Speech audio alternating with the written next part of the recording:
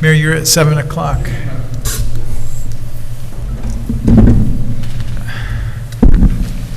All right. Hey, everybody. This is a workshop, so I'll just start it up. We don't need to do anything formal. In a workshop, the council is getting ready for a formal council meeting. In the summer, that council meeting will be held after this workshop is over. So that'll happen whenever we finish up the workshop.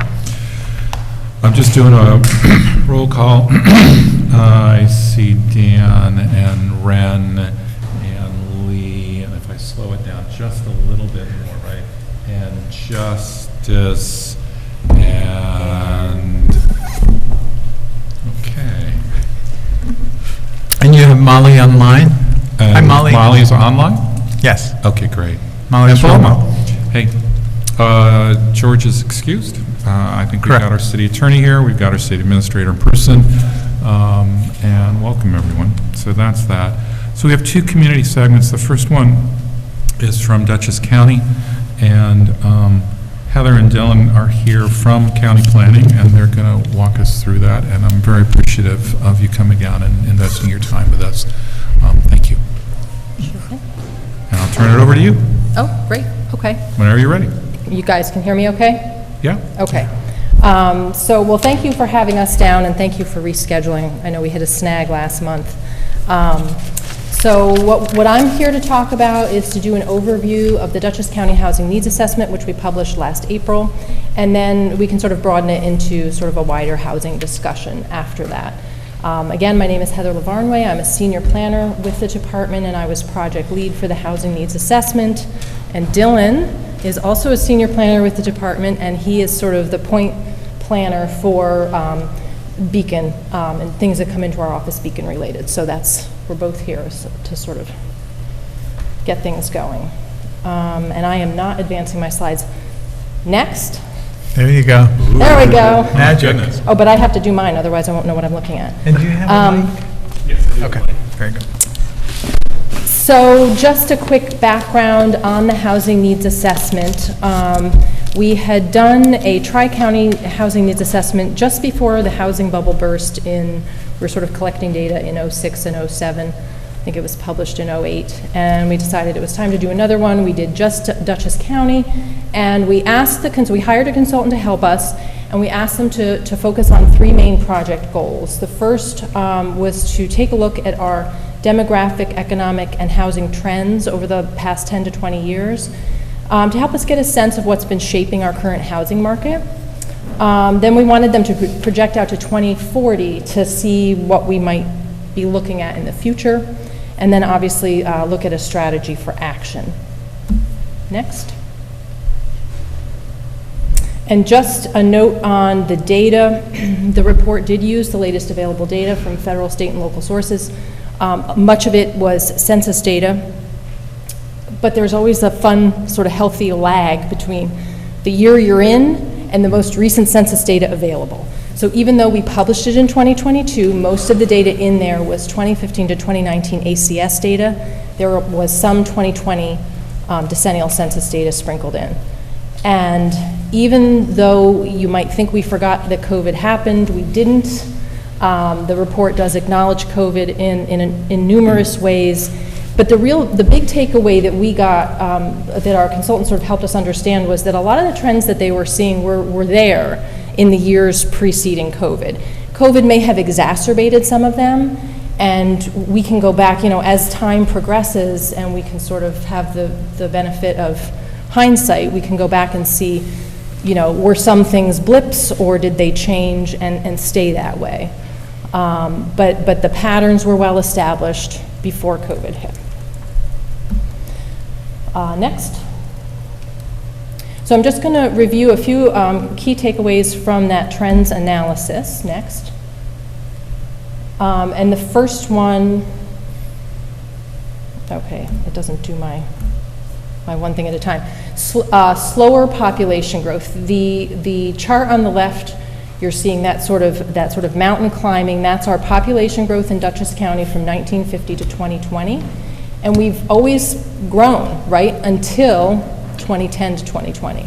where it really leveled off. And you can sort of nitpick the particulars of what that actual number might be, but basically just consider it a plateau. So that's new for us to realize we're not growing at that same steady rate that we have been in the past. I don't know what that thing is that we're seeing there. In the corner? Yeah, Oh, that's a subset of a different screen. whatever. Whatever. So it's kind of blocking some of the data, but the other thing that's there is the number of households and household size. And so you can see that back in 2000, we had just under 100,000 households. And, oh, cool, thanks. Whereas in 2020, we had almost 112,000 households. So even though that population line sort of leveled off, we still added 12,000 households. Why did we add 12,000 households? Well, one of the components of that is a steady decrease in household size. And this is not a new trend. I think this probably goes back to before 1950. But the numbers here, we see 2.63 people per household in 2000, and that dropped to 2.42 in 2020. And I know that doesn't seem significant, you know, decimals, fractions of a whole, but it really does make a difference, because now you need more housing, more units to house the same number of people. And you can see I threw in an extra little data point here at the bottom. That was an 8% drop in household size countywide in that 20-year period, but the city of Beacon experienced a 12% drop in household size. So your households are a little smaller than the county as a whole. Next slide.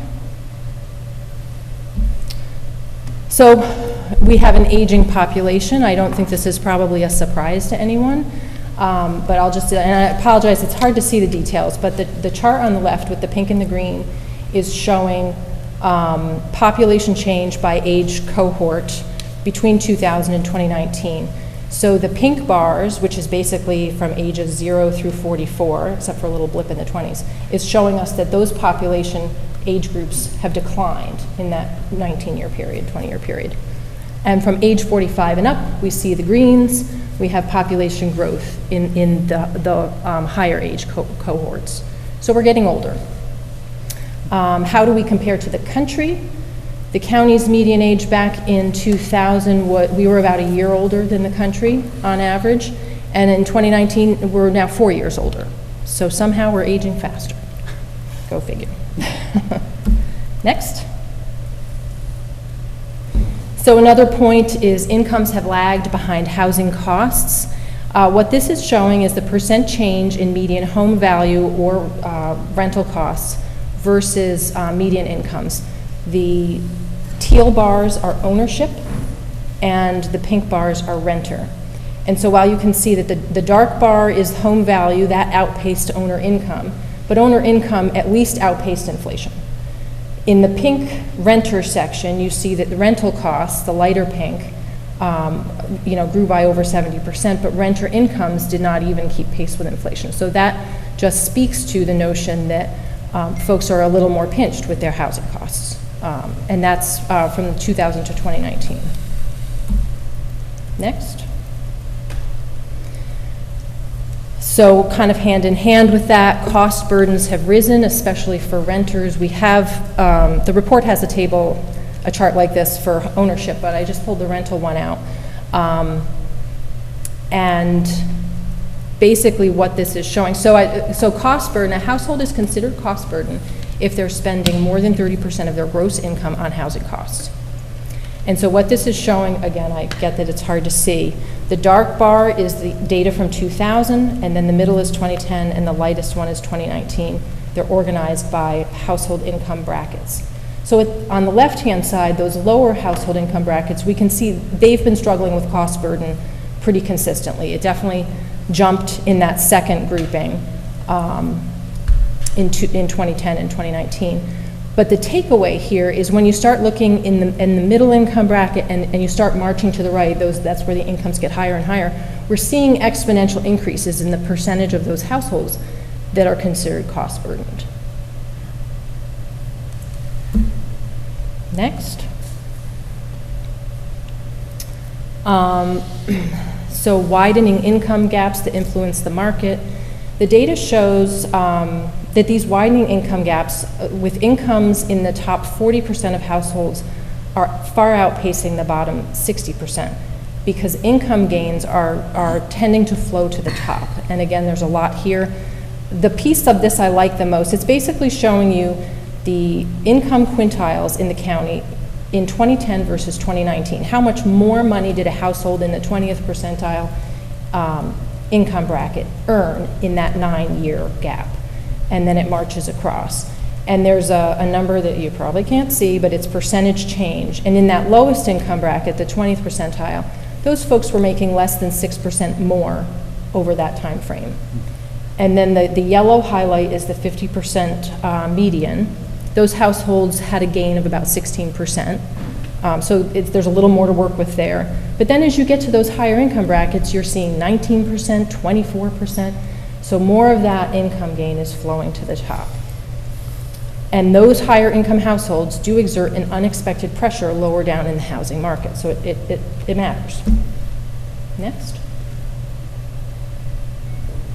So one of the things we asked the consultants to do was to perform a gap analysis. And what this basically is they measure the difference between the number of units in a given price range and the number of households for whom that price range would be considered affordable with that 30% mark. Doesn't necessarily mean that people are slotted in where they should be, but it's just a look at your housing stock and affordability needs. And again, the teal is the ownership model, pink is renter, and the thing that's important, whether you can see the number or not, are the little colored jelly beans floating above these bar charts. The red jelly beans show a deficit of units affordable to those income brackets that are along the bottom, and the green is a surplus. And of note is that we have a lack of units at both the low end, which is not unexpected, but also at the high end. And so why does that matter? Because as households at the high end look around and say, I want to participate in our local housing market, and they maybe don't see something quite at their level, they're going to reach it down into the middle, and they're going to participate in the middle of the market. And that's going to affect the folks in the middle and the folks lower down, and it sort of spreads out. You know, those could be some of, the cash purchase deals that you hear about. They offer more than asking price, and it makes it harder to compete throughout. And that's not to say that we're certainly not going to worry too much about the folks at the top end of the market, but sometimes there could be barriers to just allowing those units to be built. And so even just removing those barriers and allowing that more units to be constructed at any level can sort of spread out and help everywhere. Next. And this is just a, next. Oops, there we go. This is just a sort of a zoom in on, we had a couple of spots where we had some Beacon-specific information in the report, and this is one of them. This is the gap analysis for Beacon rentals, and you can basically see the bars at the low end and the high end are dipping below zero. That's a deficit of units, and then the bars in the middle are actually kind of, most of them are hanging out at the middle except for that one, which is kind of at the upper end, but not the very upper end. Next. So then I'm just going to go over a couple of the main strategy recommendations moving forward from the report. So can you back up to the Beacon? Yep. Can you just tell us what's in that one? Because I'm seeing that on the main report on page 26, right? I'll take Yeah, I pulled it. Yeah. Right. It's Beacon-specific data for that gap analysis in the rental market. So the match or mismatch of units that you have and household affordability and where you have a deficit of units versus where you have a surplus. So you have more units available in that second darkest bar than you have households tagged to that income. But then when you go to the highest level, highest income bar, you have a deficit there. And then the same at the other end. Does that make sense? It tracks with the jelly bean one on the previous slide. It's just Beacon specific. And this is data from between 2015 and 2019, correct? Yeah.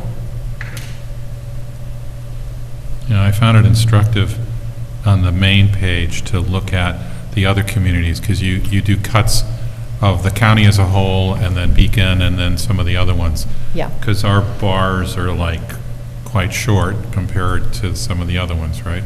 Whatever that, Yeah, you'll notice that this graph goes up to 2,000 and down to 2,000, and that's because there are communities that have bars that are significantly larger Yeah. than what you're seeing in Beacon. These are relatively close to the middle across the board. yeah, okay, thank you. So then I think next, there we go. So one of the takeaways from the report was that the greatest level of need are renter households earning less than $50,000. Obviously, the lower you go in the incomes, the greater the need. That sort of is not an unexpected correlation. And so the report suggested focusing efforts on addressing the needs of that segment of the market. I will say that I do want to come back to this 50,000 number, because I know I've been hearing it a lot in some of your discussions, and I just want to explain it and expand on it. I'm going to do that in a little bit. We'll get through this housing needs assessment, and then we'll expand on that. Next. So what will it take to address that current and future need? This is where we get this number, a total catch-up number countywide of 2,155 housing interventions, which can be a variety of things, although most of us think of it as you know, construction of new units. And because that is kind of an overwhelming number to think about right now, we broke it down into an annual catch-up of 108 units per year for 20 years. That's kind of a minimum goal, right? Next. So one of the things we thought was important was to sort of have a suggested fair share distribution of how these interventions could be allocated across Dutchess County. Understanding that none of this is mandated or required, right? We don't have, New York is a home rule state, the county can't mandate any of this. But we looked at the, oh gosh, I'm gonna be, I have to remember. It was the it's population distribution of those renter households earning less than 50,000, and distribution of jobs. Yes. And those were the three factors that they put together to come up with these distributions. And one of the things you're seeing is we set aside the city of Poughkeepsie and the city of Beacon individually, and then the rest of the municipalities, we gave individual numbers, but then we also sort of lumped them into sort of sub-regions of the county, just to kind of show that we understand that, you know, things in the southwest portion of Dutchess County are very different than what's happening in the northeast portion of the county. And so Beacon's number sort of comes out to be, you know, 5 per year, or a total of 105. And we really encourage communities to view that as kind of a minimum, and absolutely feel free to exceed that if you know, are able and willing. And it's the ability to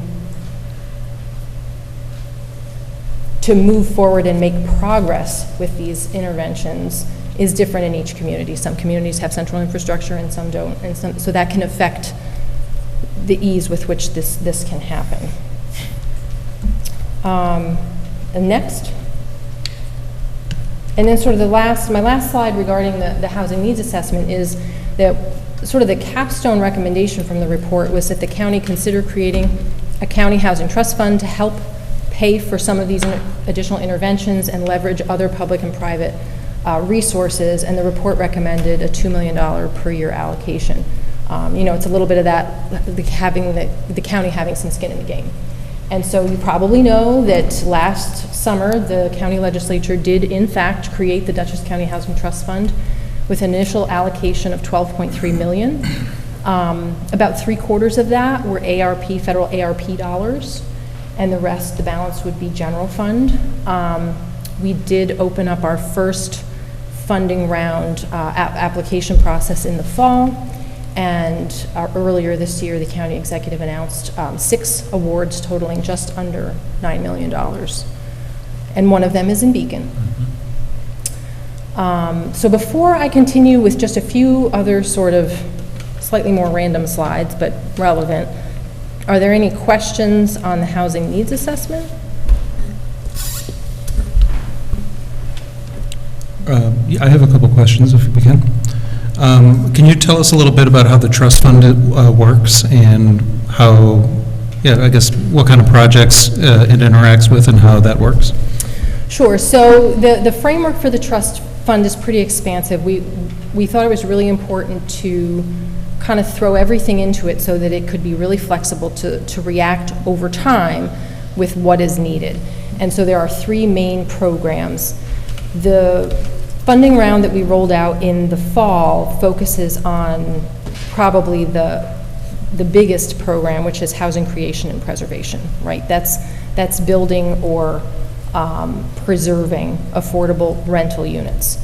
And the other two programs, there's an infrastructure and planning one, and then there's a first-time home ownership one. We have not, I'll be honest, fleshed those out. We're really focusing on housing creation and preservation. So there's a whole set of guidance that we created to provide a framework for what eligible activities would fall under that housing creation and preservation program within the trust fund. And the awards were announced in the spring, and right now we're working with, not all the projects are ready, quite frankly. Not all of them have finished the approval process. Some are through the approval process, but they have, it's a million ducks to line up in a row. And so we're just sort of working with them and, to kind of be ready to finalize contracts and be ready to help them get shovels in the ground. But they're all going to kind of happen at a different pace.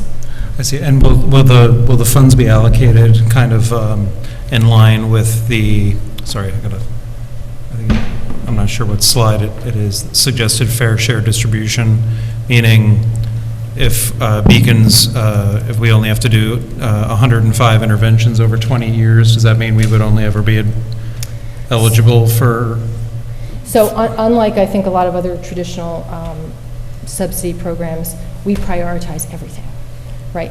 So what? We prioritize everything. So basically, we took into account a whole lot of different things. Certainly location, but of course it's the first round, so nobody's gotten anything from it, right? And you can only react to the applications you get. So it's not like we got applications in all 30 municipalities. We got 8 or 9, I can't remember. So absolutely location would be a measure that gets looked at. How deep the affordability level is. Is it at 60 or is it offering some units at 30 and 50?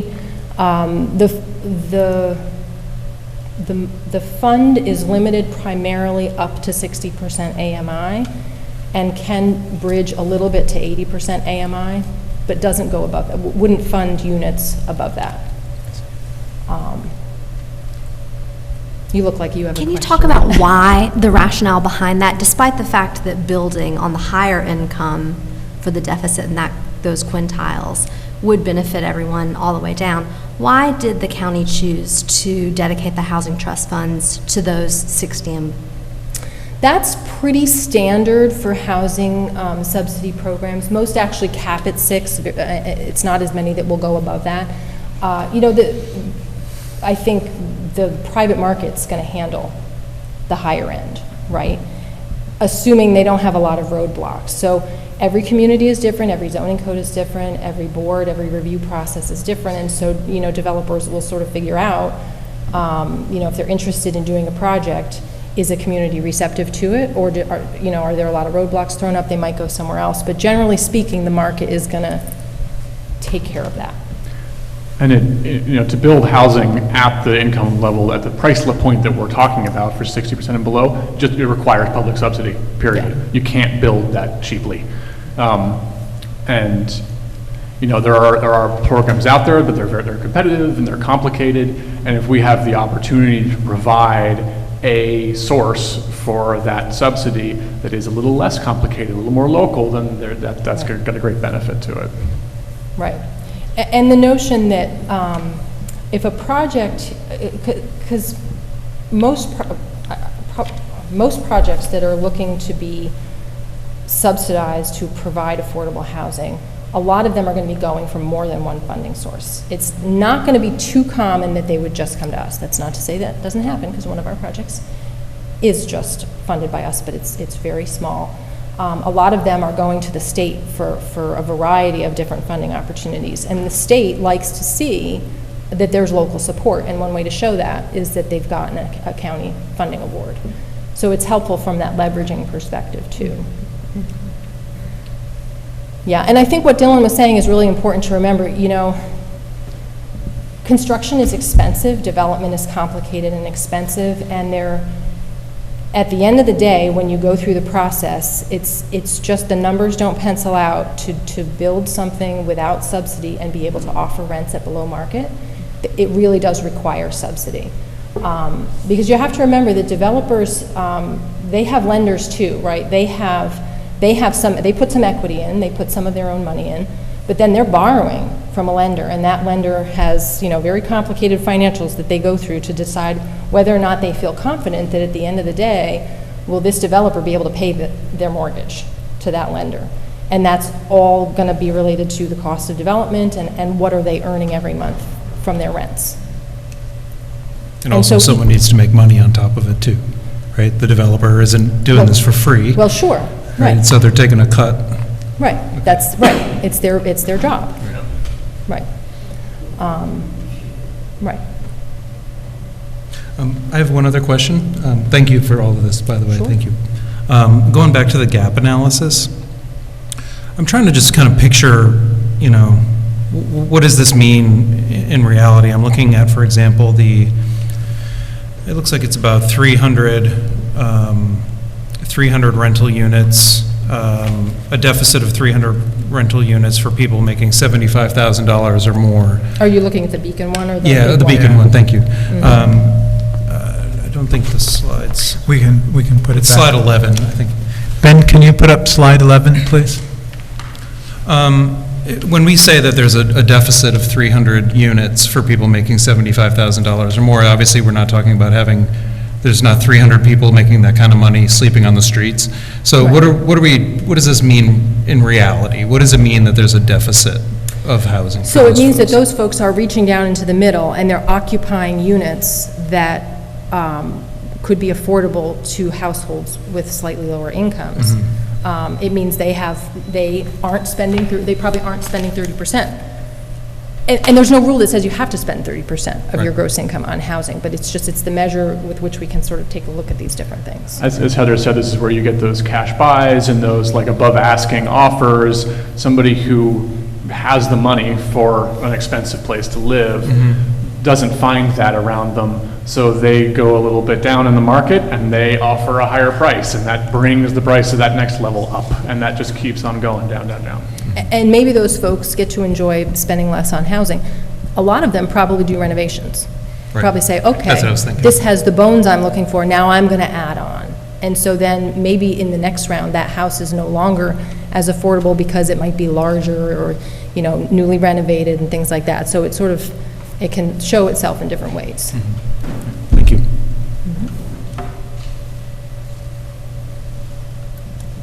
Anyone else? When putting this survey together, and I really appreciate all the data and work that went into this, did any of the county rental survey data come into that? Because I know the county executive each year puts out a rental survey, and I was looking at it, and the 2022 one came out recently, and it breaks down the... Today. Yeah, exactly. We posted it on the website. We posted this afternoon. Yeah, and I was looking at the breakdown of like Beacon, and it's amazing because it breaks down by apartment complex and Right. all the way down Beacon, from market rate to affordable subsidy. It's zero vacancies. So, and I didn't look at all of the years in the past, or at least back to 2015, but like, Right. I was wondering if this data in here captured that data as well. Yes, but not through the rental housing survey. So the rental housing survey, like we literally survey these complexes. We reach out to them and we say, hey, it's us again. Would you please fill out our form? And then we'll compile all the data and we'll analyze it. And we've been doing this for over 40 years. I'm actually the project lead on that. As far as data from the rental housing survey into the housing needs assessment, I think the only spot where we sort of actually cited it was the self-reported vacancy rates on page 19. But absolutely, the data that informs the rental housing survey is also informing the housing needs assessment differently through the census, if that makes sense.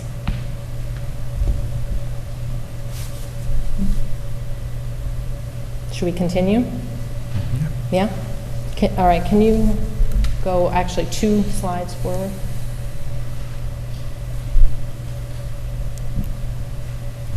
Oops.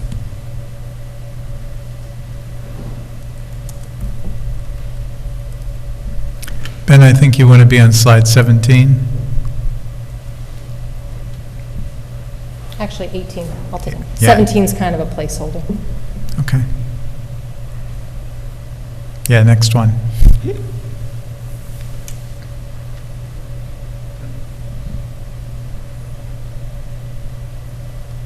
Before that. One back. Yay, there we go. So just a couple of fresh data points, which you've already pointed out one of these. So the 2022 rental housing survey, hot off the press today. One of the pieces of information in this report that I think a lot of us jump right to, I think it's usually the one that I update the staff on right away. Okay, the new vacancy rate is 2.1%, and that's countywide. Again, it's based on the survey results that we received from rental complexes with 20 units or more. We do get a pretty good response rate. It's like 67 or 68% of those complexes respond. So we view it as a pretty good proxy for countywide, whether they're in a complex or not. We used to actually try to collect non-complex data, and it was complicated and not all that robust, so we actually stopped. 2.1% is, I'd say, kind of around where we've been before COVID. 5% is generally considered kind of the gold standard. It's high enough to allow tenant mobility and choice without being so high that the landlord might not be making enough and struggle to pay their own bills. Dutchess County has been below 5% for 25 years. We dipped below 1% in 2020 and 2021 because of COVID. There were some eviction moratoriums that probably played into a lower vacancy rate, right? Because people just weren't moving around as much. So we're back up to 2.1%. Also from the rental housing survey, last year we sort of instituted a new section where we try to pull together all of the affordable data, explain it, break it up in a couple different ways. And so I took a peek at that, and in Beacon, we know of at least, I know you have more, at least 770 affordable units in rental complexes with 20 or more. So again, it's leaving out some of your units because of that floor in how many units you have to have. Of those, 325 are age-restricted senior units and 445 are non-senior. And of those 770, almost 70% of those are through the Beacon Housing Authority, which is a more traditional form of affordable housing that a lot of communities don't have. So a big chunk of what you have is through the Beacon Housing Authority. And then the last piece on the bottom, we have updated data from HUD on what the 2023 Dutchess County Area Median Income, that's AMI, is now $119,600. That is for a family of 4. That's what that measurement is tagged to. And so the chart below, what I tried to do was to show you different household sizes at different AMI levels, because this is really how we do it when we're looking at the nitty-gritty for affordable housing subsidies. And this is in way of complicating that $50,000 Yes. number a little bit. That's a helpful sort of one number, but obviously that's going to change over time with inflation and everything else. So just to think about affordability as a percentage of AMI instead of as one single number. Right, that 50,000, it's really sort of a proxy, in my view, it's sort of a proxy for the 60% AMI, which tends to be the cap for big A subsidized affordable housing programs. And the reason it doesn't work is in inflation, but it's also household size, right? A one-person household earning 50,000 is in a very different position than a four-person household earning 50,000, and they have different housing needs. So this table sort of breaks it down and shows you the number in blue is the 100% AMI for that household size, and then I put 30, 60, and 80 because those tend to be AMI levels that you'll see in subsidized housing. Typically not above 60, but some of them do go above. Any questions on that before I move forward? No, I just say your data is pretty consistent with ours. I know John Clark looked at a number and came back with, of our rental units, not cutting off at 20 or more, I think his number was 29% of our rental stock at some level, had some affordable program attached to it. And I'm looking at your numbers and it's like, yep, you know, it'll be a little north of your numbers somewhat, but, and he had, because he was able to kind of dig below Right. your cutoffs, right? Yep. So I think that's very consistent. Yep. Okay, next slide.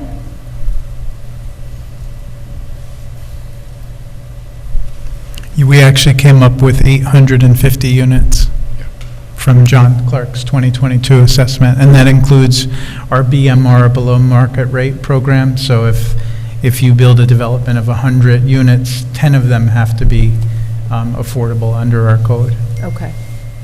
I don't think he was counting like individual units below a certain size either, right? So again, that's still an undercount, but that's right. It can be tough to get data Yeah, at that granular exactly. level. Right. Next slide. There we go. So in doing our homework for coming here tonight, we went back and we listened to your council workshop discussion in May. You guys had a pretty robust discussion about housing. And some of the things that we heard a lot that bubbled up to us are listed here. A sense of urgency, that you want to keep the momentum going. Tackling low-hanging fruit, ADUs, which I think you've done that now, correct? Senior or just a general affordable housing policy. Some site-specific ideas for certain parcels around the city, probably some of them city-owned. Questions about where should affordable housing be permitted. Some discussion about do you regulate just via criteria with your planning board in their site plan and review process, or is there a special use permit level review at the council, which, adds review. A lot of discussion about housing choice and variety of housing options. Again, we heard a lot of focus on that households earning less than $50,000 a year, and I encourage you to sort of expand your thinking and think about it more from an AMI perspective at that 60% level. And then talking about sort of a roadmap for next steps. Next slide. So one of the things Dylan and I decided to do was we were chatting a lot about sort of all the potential barriers, right, to creating housing, whether it's affordable or not, in New York State. And this is by no means an exhaustive list, but these were the things that we kept coming back to as the things that we see being an issue a lot. And so lack of central water and sewer in many places. A lot of communities have very few areas that are zoned to allow for a variety of housing types. Most of our communities are heavy on the single-family only districts and make it much harder to find places to slot in 2s, 3s, 4s, or more. Rising construction costs, that's always an issue, and it feels like even more of one these days. Rising and now high interest rates. We haven't seen those in a long time, but we're back to that, although maybe not quite as high as they used to be. Lengthy approval timelines from multiple jurisdictions. There's municipal, there's health department, you've got DOT or your local DPW, you might have historic considerations depending on what the project is and where it is, DEC and environmental, and I'm sure there's others. Archaeological, the list kind of keeps going. And paired with that, uncertainties and subjective components that come along with some local review and public input process. All that sort of comes together to just illustrate that time does equal money.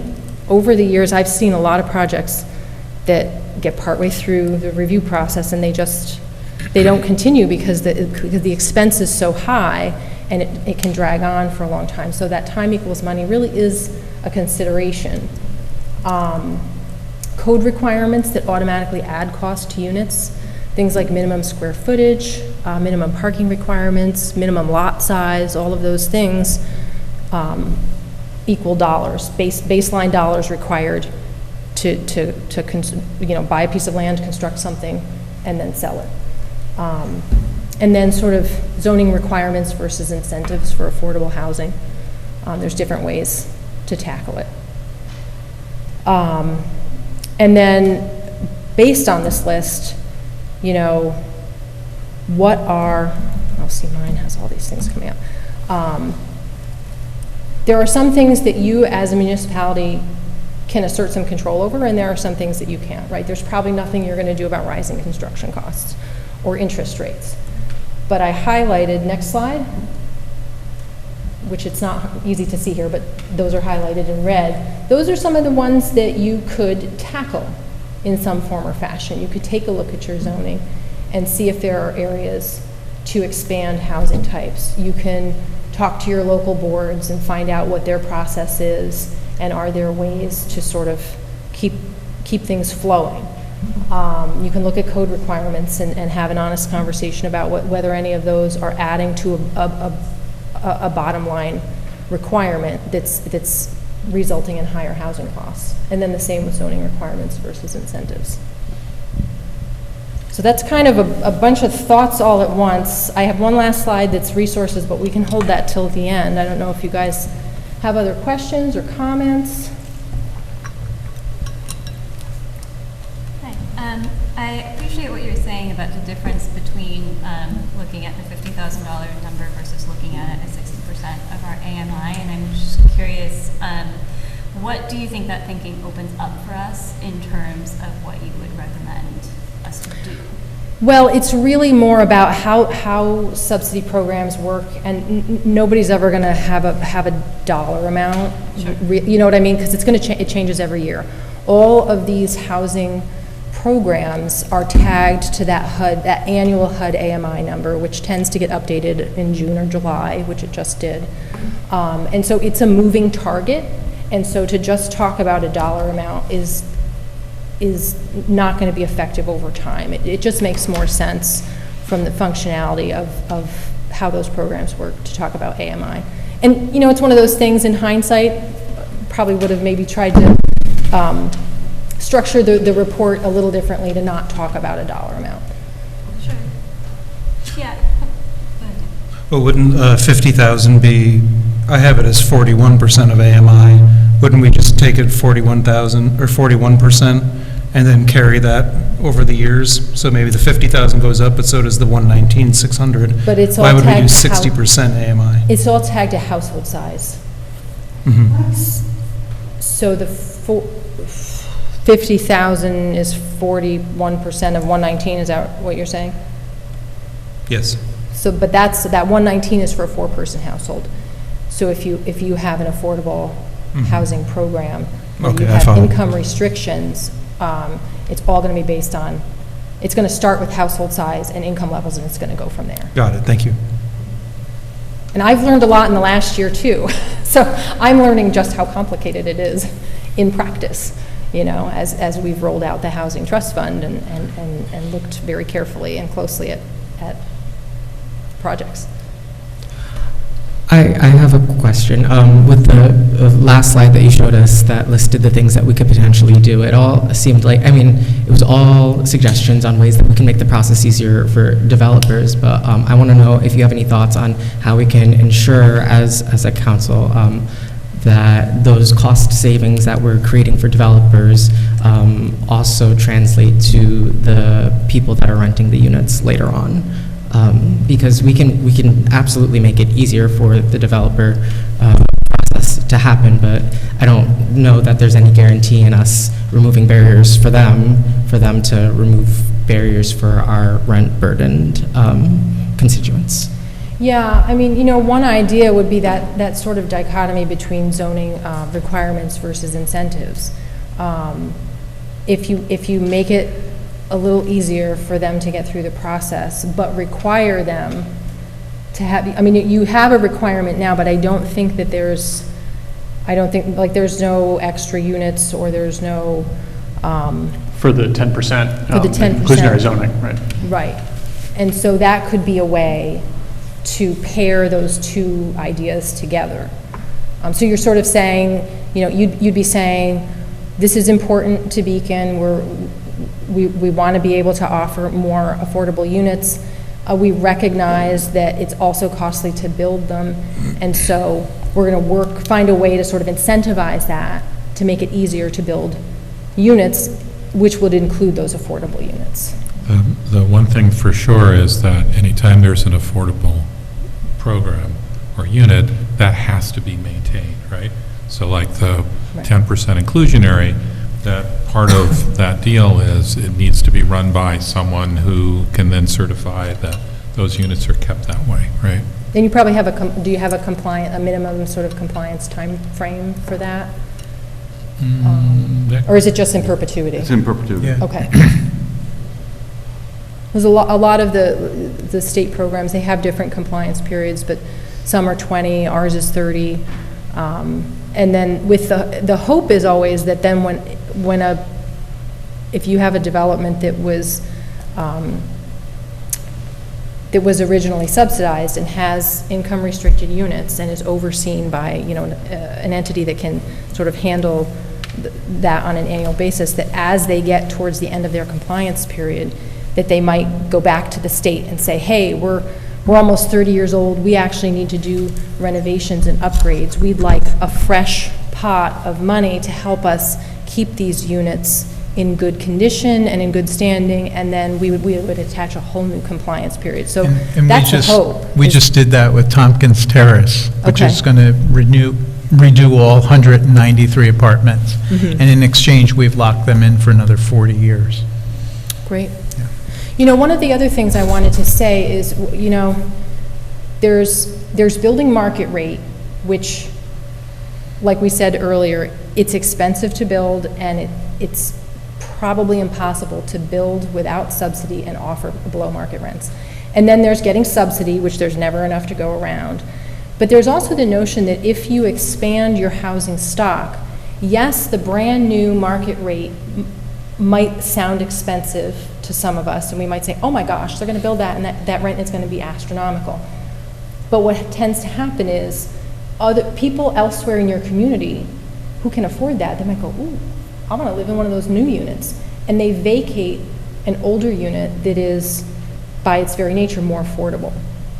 And we've looked a couple of times at different developments in other parts of the county, and we do see a pretty good contingent of local folks who have left their unit nearby and moved into the new one. And then that opens that unit up to somebody who might not be able to afford the new one, but they can afford something in the middle. You know what I mean? So it's sort of you think of it as a ladder, and there's sort of housing available at all these different price points. And some of what contributes to that is the age of the unit. With that being said, how fast do you think a small city like Beacon would have to develop in order to keep up with that? Because with the 0.0% vacancy rate, if we're only building 20 units at a time, I don't see that making a difference. At the same time, I don't think residents of the city want to see 1,000 units just pop up out of nowhere. Yeah, I mean, there's no one solution. When we were looking at all of this data for the housing needs assessment with the consultants, and we were sort of looking for the smoking gun, and there really wasn't one. as far as how did we get in this situation in this county? And it's not just Dutchess County, right? It's New York State, it's the entire country. People are struggling with housing everywhere. How did this happen? There's no one reason. It's sort of death by 1,000 cuts. And it also means that there is no one solution. It's doing a bunch of different things that can help in different ways over time. So you're trying to provide more capital A affordable units. You're also trying to provide more choice for folks. And you're trying to make, better use of existing properties that you might have with things like ADUs and such. It's a variety of different measures. I'll say, so in addition to, when new market rate housing gets built, it's really expensive, right? Like you see it's very expensive. And as Heather was saying, it should open up other units that people are moving into that will be at a different, lower price point.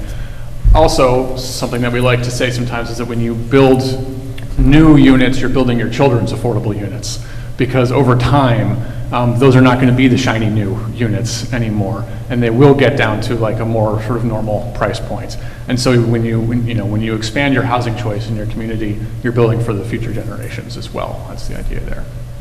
Your point is a good one, that you're not going to build 1,000 units, absolutely. But there is certainly a role to be played in having just a greater expansion of choice. Can you give a little bit of detail on the one grant that came from the trust fund in Beacon? Because the details behind that might be instructive on how you put a package together, right? On the particulars of the project? If you could tell us about that. So it's 2 Cross Street in Beacon. It's 18 units. I'm actually trying to remember because I just looked at it earlier today.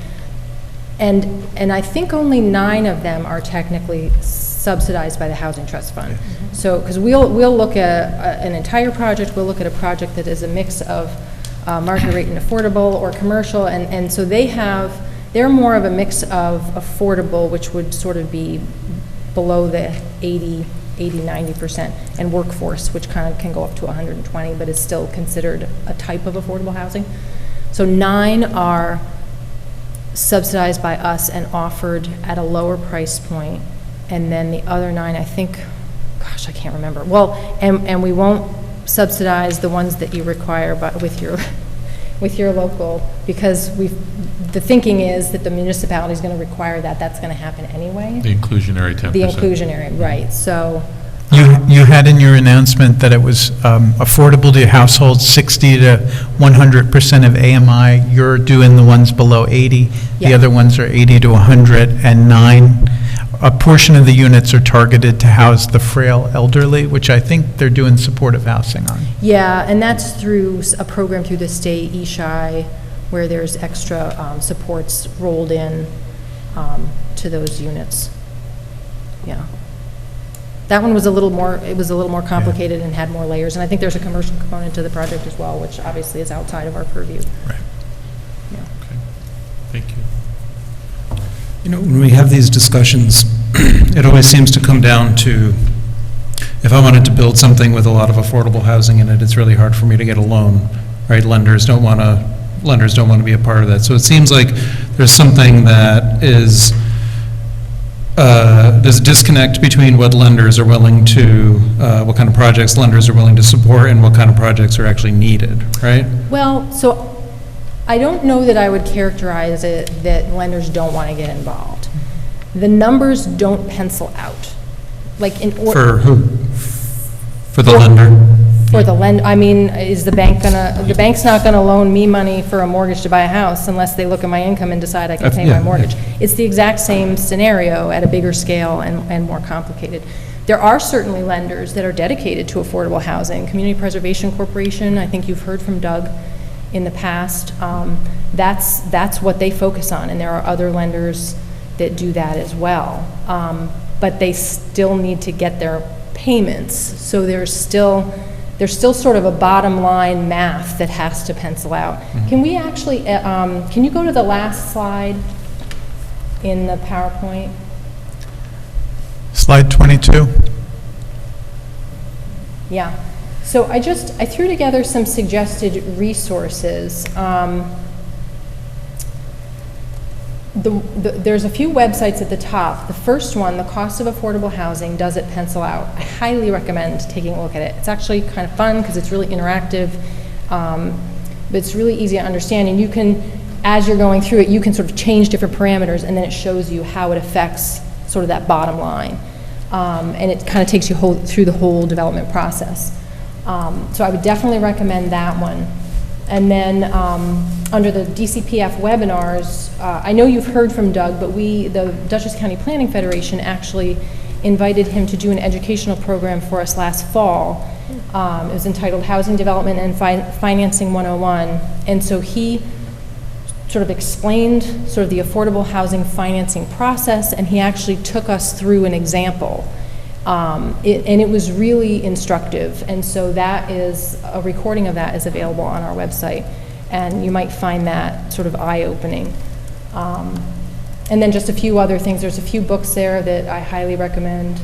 Another webinar we did with Shane Phillips, who actually wrote The Affordable City, was pretty great. And then the Neighborhood Defenders it's heavy and kind of academic. If you want to skip reading it, I included a podcast interview with the author on that list as well.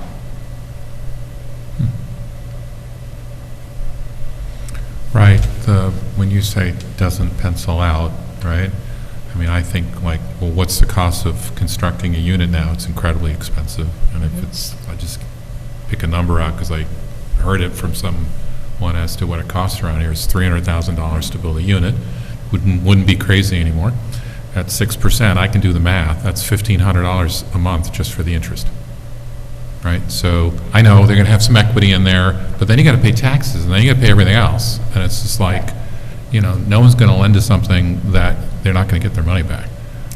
And so the subsidy that's necessary to allow the rents to be in a range that the AMI, works. Right. There's just no way around a program, having to either get, state bonding or subsidies or tax credits or whatever, right? Because the cost of construction, you can't support the rents for that construction cost unless you have all those subsidies. I think that's what you're saying, right? Right, right. And it's not just construction, right? So they've built it and it's rented up. Yeah. And just like we all have monthly and annual expenses, we pay a water bill or a sewer bill, or we've got the power bill, we have all these bills. They have the same things, and depending on what the particulars are of each project, maybe they have to hire somebody to plow in the winter and landscape in the summer and mow, and all those things are expenses. So they have to, when they do the financials with the bank, they put together these really complicated pro formas where they list out all of these expected, anticipated monthly and annual costs, and then they have to make sure that they're making more in rent than what their cost is. Otherwise, the bank's not going to lend them the money. And CPC is in the business of affordable housing, and they're not going to lend money to somebody where the numbers don't pencil out, because at the end of the day, they have a fiduciary responsibility to their own organization to make sure that they loan money to projects that can break even and then some. How does the calculus change if the government is building housing? Meaning, if the city of Beacon decided we're going to start building housing, affordable housing for folks, so are we eligible for different types of loans? We could go out to bond to build, I'm guessing. It just seems like there might be, and obviously we're not trying to make a profit. How does that change? How does state-built housing change the calculus? It certainly is the way it used to be done for a variety of reasons. The federal government in particular has moved away from providing funding sources for public housing. So you just wouldn't find the model that the funding is available for outside of the local is for privately managed subsidized affordable housing. There are good reasons and perhaps not so good reasons that funding doesn't exist the way it used to anymore. That model has changed, but you'd be hard pressed to get enough financing to get public housing built. And we're also subject to laws that the private sector and the nonprofit sector are not subject to. So we have to abide by WIC's laws, where you have to do multiple bids instead of just having a contractor.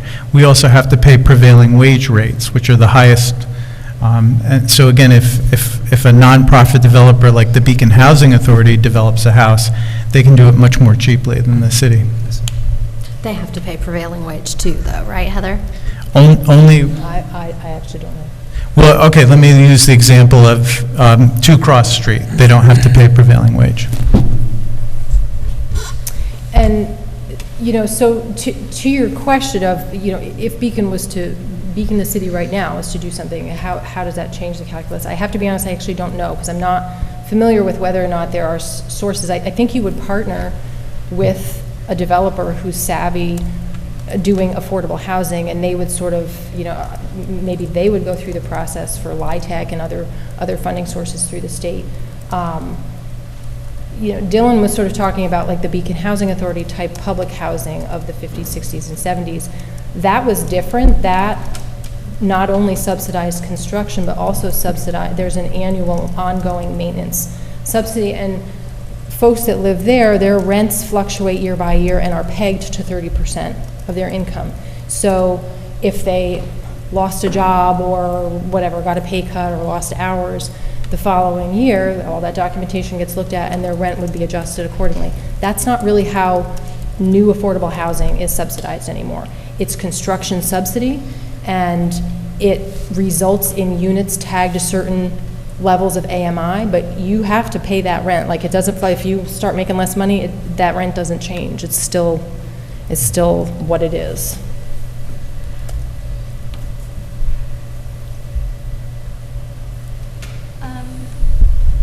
I was hoping to actually go back to potentially slide 10.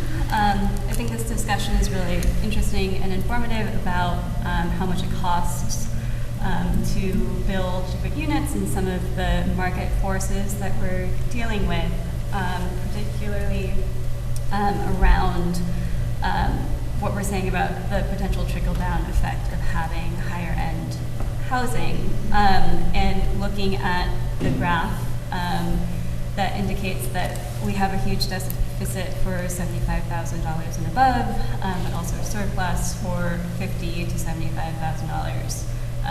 Sorry, $100,000 or above. That, you can look at those numbers and think that potentially the market will correct itself. I think that we implied that that is a possibility in that income bracket, but I imagine that this is exactly why there's that target at what I will say now is $50,000 below, but I will say again is actually 60% AMI as the area with the greatest need. And I also hear what you're saying, that the solutions that you're offering are a number of different interventions that we need to make. There are a lot of different policies that we would want to implement to address this overall issue. And also, I'm most interested from my position in addressing the needs of the people with the greatest need, that this graph also seems to be indicating have the greatest need. And so in the midst of this conversation about all of the different tools in our toolbox, I am curious if you have specific recommendations or directions for us to be looking specifically at the 60% AMI grouping. For example, our inclusionary zoning does not reach that income level at the 10% that we have. We just talked about how public housing would be potentially create the greatest number of units, and is also incredibly difficult to execute. But if there's sort of more to be added to that conversation, I would welcome that. So for targeting those lower income households, again, it is hard to do it without subsidy, right? And so, but there are things that you can do to take a look at, like in your code, and say, correct me if I'm wrong, but I think there's a section in Beacon's code that has a minimum square footage requirement only for affordable housing units. And so what that's doing is it's requiring a certain minimum price point in order to cover the cost of creating whatever that square footage number is. And, you know, you could get rid of those. The New York State Building Code has minimum square footages for habitability. You don't necessarily have to add another layer to that. You could just rely on the New York State Building Code to make sure that, you know, units are habitable, which they would be. And so, you know, allowing smaller units to be created can also allow them to be more affordable. Could also allow for more of them to be created in the same space where you might have fewer units that are a larger size. Yeah, the inclusionary, I think you know this, that our inclusionary zoning for 10 units and more has no give to go with it, right? Right. And, we require it. There's an AMI that goes with it, and there's no tax benefit, and there's no assessment benefit, and there's no subsidy or whatever from the city. So, you know, my 2 cents is, at least from what I've been told, certainly by our planner, that we're sort of like one of the only communities that does it without any subsidy. And for us to go any higher, we need to develop a set of incentives, or we'll get nothing. Right. That's how I understand the numbers. I think that's a good example, because my question with subsidies and where I'm hoping this conversation will go is, how do we fine tune those subsidies to whatever extent we can, to ensure that we are getting to that 60% AMI and are actually addressing this need that we've identified. Can you clarify for me so the incentive zoning? Nope. Inclusionary. I'm sorry. The inclusionary zoning does not, isn't pegged to a particular AMI? Is it just? No, it is. It is. It's 70 to 80%. It was meant to be a workforce program. So Yeah, in other words, 70, 80. it was viewed as a package, right? And the workforce piece was, could be done closer to market, right? Because the AMI numbers for workforce would be high enough to probably hurdle in a new development, right? That was kind of our thinking originally, was that's the piece we're trying to target with that. If we're trying to target a different AMI, I think we would look at different arrangements, right? You know, we're talking to Beacon Housing Authority, and we're looking at maybe we could adjust their zoning to encourage, you know, a new construction. If there was some land available by the prison, that might be an opportunity, you know, to do some zoning. On Route 52, we're starting to lose our auto dealers, and would we consider zoning that might change from, you know, sort of low-intensity commercial use to kind of higher-intensity mixed commercial residential use? That would, you know, might afford that opportunity as well. So, I mean, I think we're going to have to figure out, if that's our target, how do we go about it? We have several plots of land that are city-owned. They're parking lots largely, but next door, we were, you know, we didn't build it ourselves, but, you know, we certainly decided as a community that we were targeting a particular range, and a range that couldn't be got with market housing, right? And it was going to have to be some sort of subsidized program, and we were looking for an appropriate builder to work with, and it was, you know, someone you know well. Right. Right? So, you know, it's sort of finding the right mix that makes it work, as opposed to just, you know, imposing numbers that we'll get nothing out of.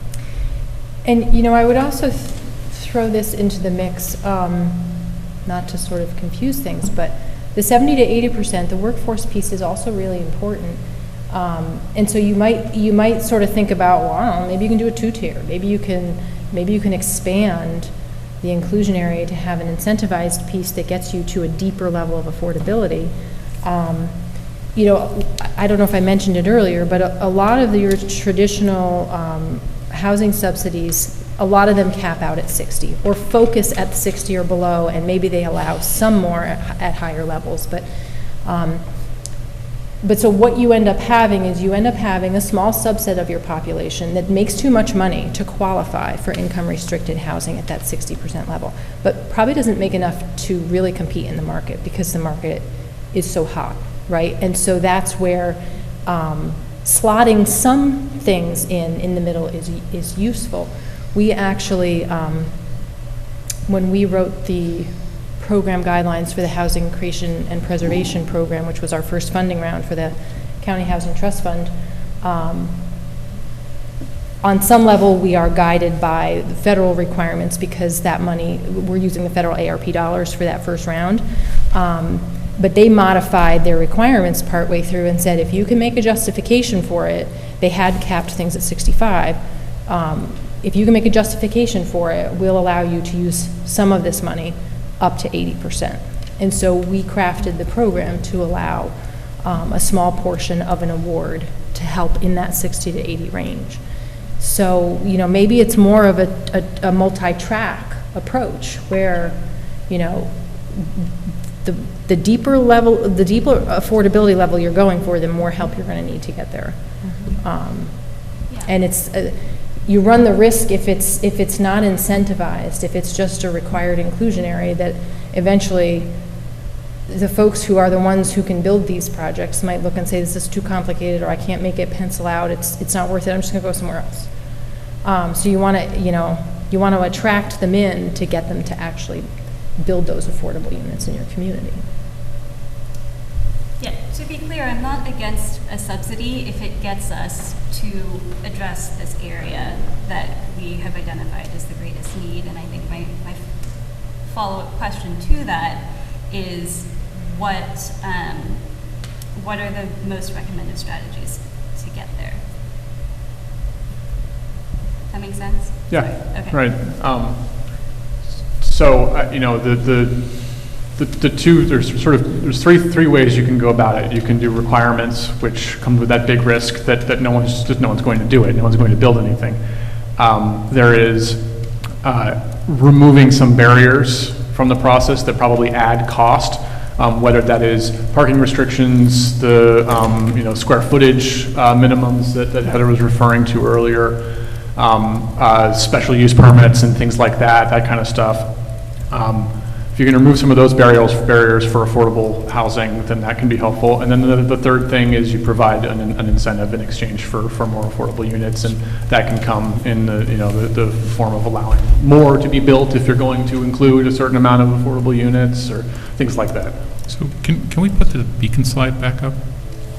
The data is pretty clear. You want the gap analysis one?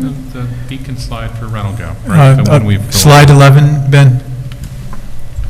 Right, I look at that slide, and there's 5 quintiles. There's 2 in the middle that are about 0, kind of a little higher, a little lower. Yep. The bigger one that's in the negative is the lowest quintile, right? And so for us to say that the 50,000 mark is what we need, that might be what the county needs. That's not what this data says. This data says I should be looking for another program at the lower end, meaning the Beacon Housing Authority. Would you agree that that's what the data says? Yeah, for that lowest income bracket, that is less than 20,000. So Okay. even if we're still talking the 50,000 thing. Yeah, I understand. That's right. But you know, to say that we're targeting at the 50% or the 60% AMI, that data doesn't support that. Where we ought to be looking is, you know, something where kind of at the lower end, and then looks like the data is saying something at the higher end, which is consistent with the overall county's issue. But to kind of target the middle, I'm just not sure the data supports it right now. Well, so, and just remember, though, that this is not necessarily telling you where people are. Yep. It's just telling you the affordability of the units and what people can afford and where they mesh and where they don't. And so there's very little in the second and third in sort of the 20,000 to 50,000 as far as like actual units, right? You've got units at the lowest one, and you've got units at the 4th highest, but there's really not much in there. So, right, because these are gaps, right? These are measuring gaps by quintile. I mean, how many units are you? Is that maybe I'm reading the chart wrong? No, you're reading it right. So the 1st and the 5th quintile are where you have shortages of right. housing. And the 3rd. Right. Mm-hmm. The 3rd Yeah, is the about third less is, so, but- yeah, it's but like Right. Okay. I just want to make sure we could understand the data. Which slide is this that's on the public? 11. It's 11. Okay. Lee, I think what you're saying, and tell me if I'm wrong here, is that if we're talking about how to prioritize strategies, you want us to be prioritizing what would formerly be called building public housing, but we're thinking about that a little bit differently now, but regardless, it would be through the Beacon Housing Authority as opposed to these sort of targets that are looking at higher percentages of AMIs. Well, I'm just saying, if that's what we think the data's saying, it's not going to be a zoning issue. We're going to have to find a program with someone who can build and has the subsidies, whether it's federal or state or bonding or tax credits or whatever, to be able to build at that lower end, which is not a standard arrangement, right? I mean, how do you serve that Yeah, quintile? a lot of subsidy. I Right. mean, I'm looking back at the table with the area median incomes, it's slide 18, and there is not a single AMI income level listed on here that's below 20, right? Even one person at 30% AMI is making 25,000. So if you're really looking to target just that one bar, which was an income bracket of less than 20, that's challenging. Right? Yep, that's what I'm saying. The conversation is with the Beacon Housing Authority, would they consider a program? You know, or something like that, right? Who's got state funding? I mean, again, I just want to focus where the need is, right? Yeah, it would be interesting to have a conversation with them, because my understanding is that the funding sources that created that type of housing back in the Right. don't exist anymore. The federal government is not. I think, maybe that's not totally accurate.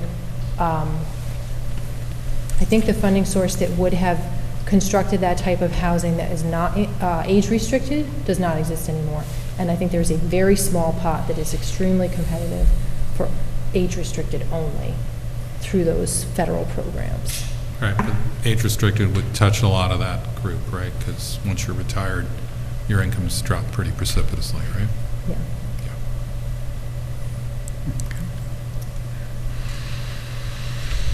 I have a potential curveball. Is there any analysis that you did about emergency housing, where it's needed? You know, as we're talking about this income bracket, you know, I'm very aware of the fact that there is no emergency housing in the city of Beacon, and so whenever you sort of tip over that edge, where do you go? And how do we serve those people as well? That was not part of the countywide housing needs assessment. That's kind of a separate, and I There are lots of people at the county who work on that question. We're not two of them. we are not two of them. But that is always Absolutely. a consideration for sure. Yeah. So we're at the hour and a quarter mark. I think I saw Molly trying to ask something at some point a little bit ago. I don't know if it's still, and I know she sent us questions ahead of time too, that I think we touched on. I think we may have touched Most of on. them. One was about senior versus an overall affordable. I don't know if you want to. Or maybe Molly could ask her question, because she's been trying to, yeah, there you go. We can't hear you. Molly, we're not hearing you. I know you went off mute, but for some reason, we're not hearing you. But we can lip sync. Lip read. Lip syncing would be fun. That's a fundraiser. Yeah. We're not hearing you, Molly. Uh-oh. And, you know, we can also take up this again. We don't have to do If it all it's- in one session, right? And if it's the same question, I can ask Molly's Or maybe she question. could- I don't know if Can it's she the type it into the same. chat? Is there, you have a chat box or anything? I don't see that we do. Molly, if you want to send it to me via email, I can read it. I know that one of the questions Molly had was just to expand a little upon the warning in the assessment about focusing just on senior housing rather than affordable broadly. So there's a demographic component to that, right? As your population ages, if you build a lot of housing that's age restricted, eventually that demographic might change. I don't know how to say this diplomatically. And then you might have more We all feel it. age-restricted housing than you have folks at that age to fill it. I'll also say that the desire for age-restricted housing came from a couple different places, but one of them historically was concerns about school districts, and we know well that when you have age-restricted housing, right? no school children in an age-restricted development, right? And that was one of the considerations, was concern about stressing schools. And we all know well that that's no longer like our schools have the enrollment has been down for 15 years now. So that's not at all the concern anymore. So a number of factors have changed, and there are a number of concerns that make us generally suggest that things like an overlay or something would be better to be overall affordable instead of age restricted.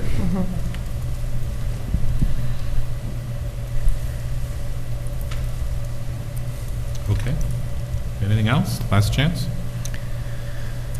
And again, we can always ask you to come back, so. I have Because another you're a question. real rich, a rich source. I'm just saying thank you, but please go ahead. Right? So, this might be a strange question, but are there ways for us as a municipality to encourage broadly different kinds of developers to develop in Beacon? So nonprofit developers, affordable housing developers, all different kinds, especially the first one in particular. That is an interesting question. Site specific, you can, if you have like a city-owned property or something along those lines, you can put out an RFI or something like that and try to encourage things like that. It's a little bit tougher on a city-wide scale to try to pick and choose which developers are going to be interested in coming and working in the city. I mean, through the course of projects, you build relationships with developers. And if those go well and they're positive, then maybe that developer comes back and that relationship continues. So, that's the only thing I would say. That's helpful. And it's not about picking and choosing, it's more about like broadening, Right. making it competitive to all different kinds of developers. Yep. Thank you. All right. I also wanted to say, just my compliments to choosing the number 50,000. I think that it communicates to people broadly because we know what we make and what we can afford. True, right. And, when we start talking about AMI, that's a different level that only a small percentage of us work in that area. So I think it's great that you and the consultants made the choice to do it this way. Yeah, that is a good point, and I maybe lost sight of that. It's definitely. People think about, People understand that If more. I'm a teacher in the city, can I afford to live here? If I work for the water department, can I afford to live here? And that speaks to those questions. It's always, it feels funny to peg specific dollar amounts to a study that covers a 20-year period, right? Because those things are going to change a lot, but you're absolutely right that it speaks to a broader audience than AMI does. Right. I have one more question. Last call. Oh gosh, I'm blanking now. Forgive me. I want to just jump back into strategies on affordability and specifically looking at our vacancy rate and the lack of apartments. I'm concerned about our renters that live here now, and if something happens where they can no longer afford their unit, then they're not just displaced from their neighborhood, they're displaced from Beacon. So do you have any just broad thoughts on strategies on keeping people housed? Keeping renters housed. And I know this is such a challenging question because, this whole conversation is challenging because we as a society use housing as a wealth-building vehicle, and we're asking developers who are developing for profit to make things affordable, and it's just, it's challenging altogether because where is that money saving coming from? But yeah, do you have any just thoughts on short-term things that we can do now to keep people housed? Because expanding the market, having more vacancies allows people to shuffle around. But again, if we're building 5 units a year, that's not at a fast enough rate for our tenants who may no longer be able to afford one unit here in Beacon to be able to stay in Beacon. Yeah, I would say that the ADUs is a great way, sort of making it easier and expanding people's ability to have an accessory dwelling unit, because those can sort of they can be sort of like niched in all sorts of places throughout your community. I know you just did that. Pardon my not knowing, do you have short-term rental regulations on the We books do. now? Because that's another one, we didn't really talk about it, and I don't, it's not sort of a crisis impact in Dutchess County the way it is in other parts of the country, but certainly every time a long-term rental unit or an ownership unit is transferred into a short-term rental, that's the loss of a housing unit for someone who wants to live in your community. And so making sure that you're taking a look at that and thinking carefully about, there's sort of pros and cons. Yeah, the only short-term rental we allow is owner-occupied. If you have an ADU, that's not owner-occupied, so you can't short-term rental the ADU. Okay, yeah, and that's kind of the easiest way to get at that and make sure that you don't lose a lot of units to the short-term rental market. Yep. The vacancy rate of 2.1%, if that carried over to Beacon, obviously would make us under state law, the ETPA, eligible for. Well, we would have to do our own study. We in would order have to to do be our own study, but if ETPA. the study found, if it confirmed the findings of this document, would make us eligible for rent stabilization. For only a certain small subset of units. It's units that were built before 1974 that haven't been modified. And when we ran those numbers, that's about 110 units citywide. It's 110 families that could stay in their homes. Well, there might be other ways to do it. This could be 110 people who could afford anything but happen to be there, right? Because it's not specific, right? It's the unit that becomes controlled, not that it's affordable for someone who is in need, right? So we'd have to actually make sure of that too. Well, it's important to just explore all of our options as well, especially as we know how low our vacancy rate is. Okay. Thanks. Thank you so much. Thank you. Thanks a This was lot. a great discussion. Yep. One of them, I'm afraid, is going to go on for quite some time nationwide. There's a lot to it. I can totally understand. It's a sad state of affairs, really. We may ask for some advice again, so don't be surprised if we Sure. you get some follow-ups. Happy to. All right? Yeah, Thank especially you. if there are more specific questions that come out of this that we could answer in writing or something like that, please let us know. Okay. Yep. Thank you so much. Thank you. And thanks again for rescheduling. Yeah, thank you. I'm only urging you along a little bit because we have a second community segment before we have a council meeting, which will also take some time.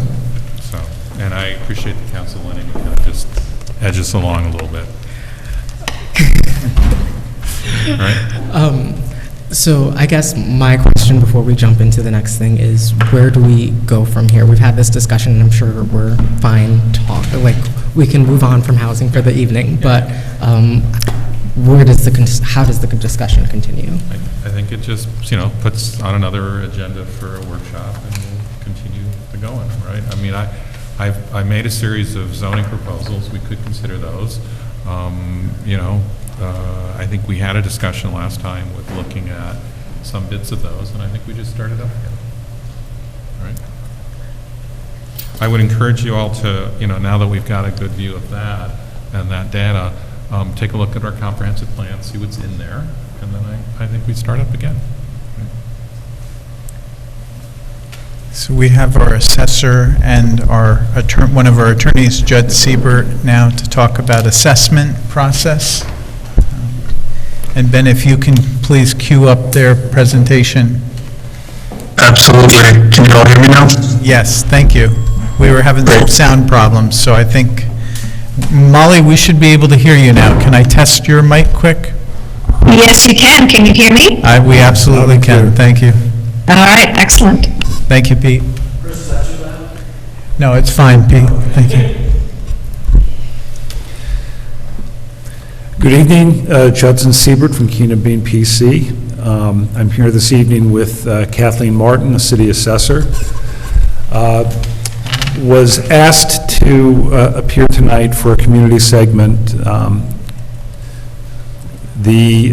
Obviously, the assessment cycle is for 2023 has just completed. The city's final assessment roll was published on July 1st.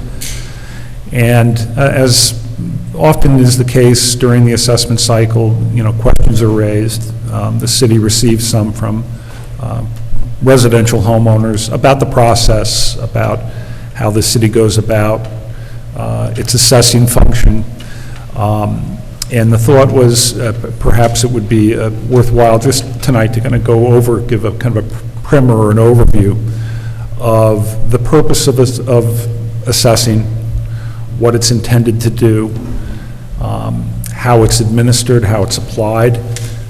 It's a process, I think, that's often kind of misunderstood or misconstrued with really the taxing function, and although they're related, they're really two separate things. And so with Kathy, we just kind of like to walk through some sort of big question, or big picture items in terms of assessing, generally and universally, and also with regard to the city of Beacon. So the first point I'd like to make is, why do we have assessments?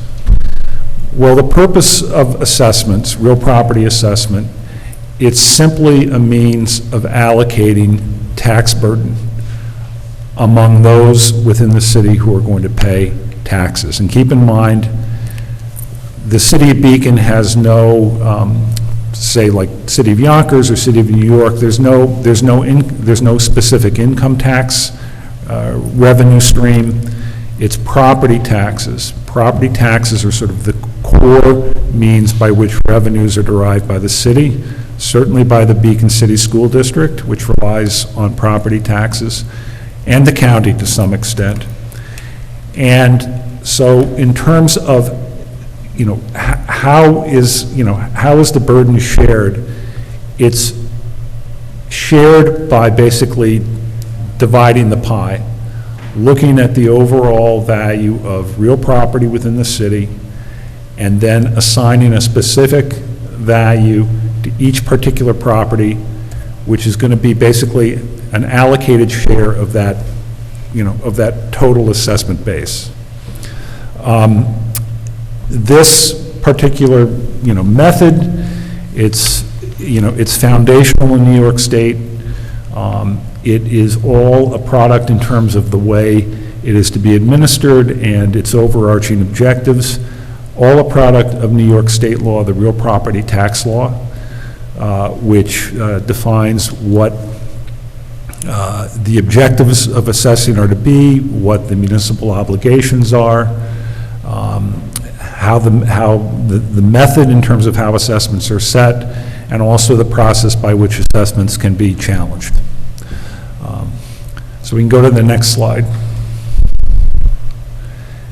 This is a key point, and I think this is where a lot of folks get tripped up, because as I said, assessments and taxation, while related, are two very different functions. Assessments in and of themselves are not taxes. All they are is, as I said, the mechanism for determining how an overall tax levy is going to be apportioned among property owner taxpayers. So every year, each taxing jurisdiction creates its own budget.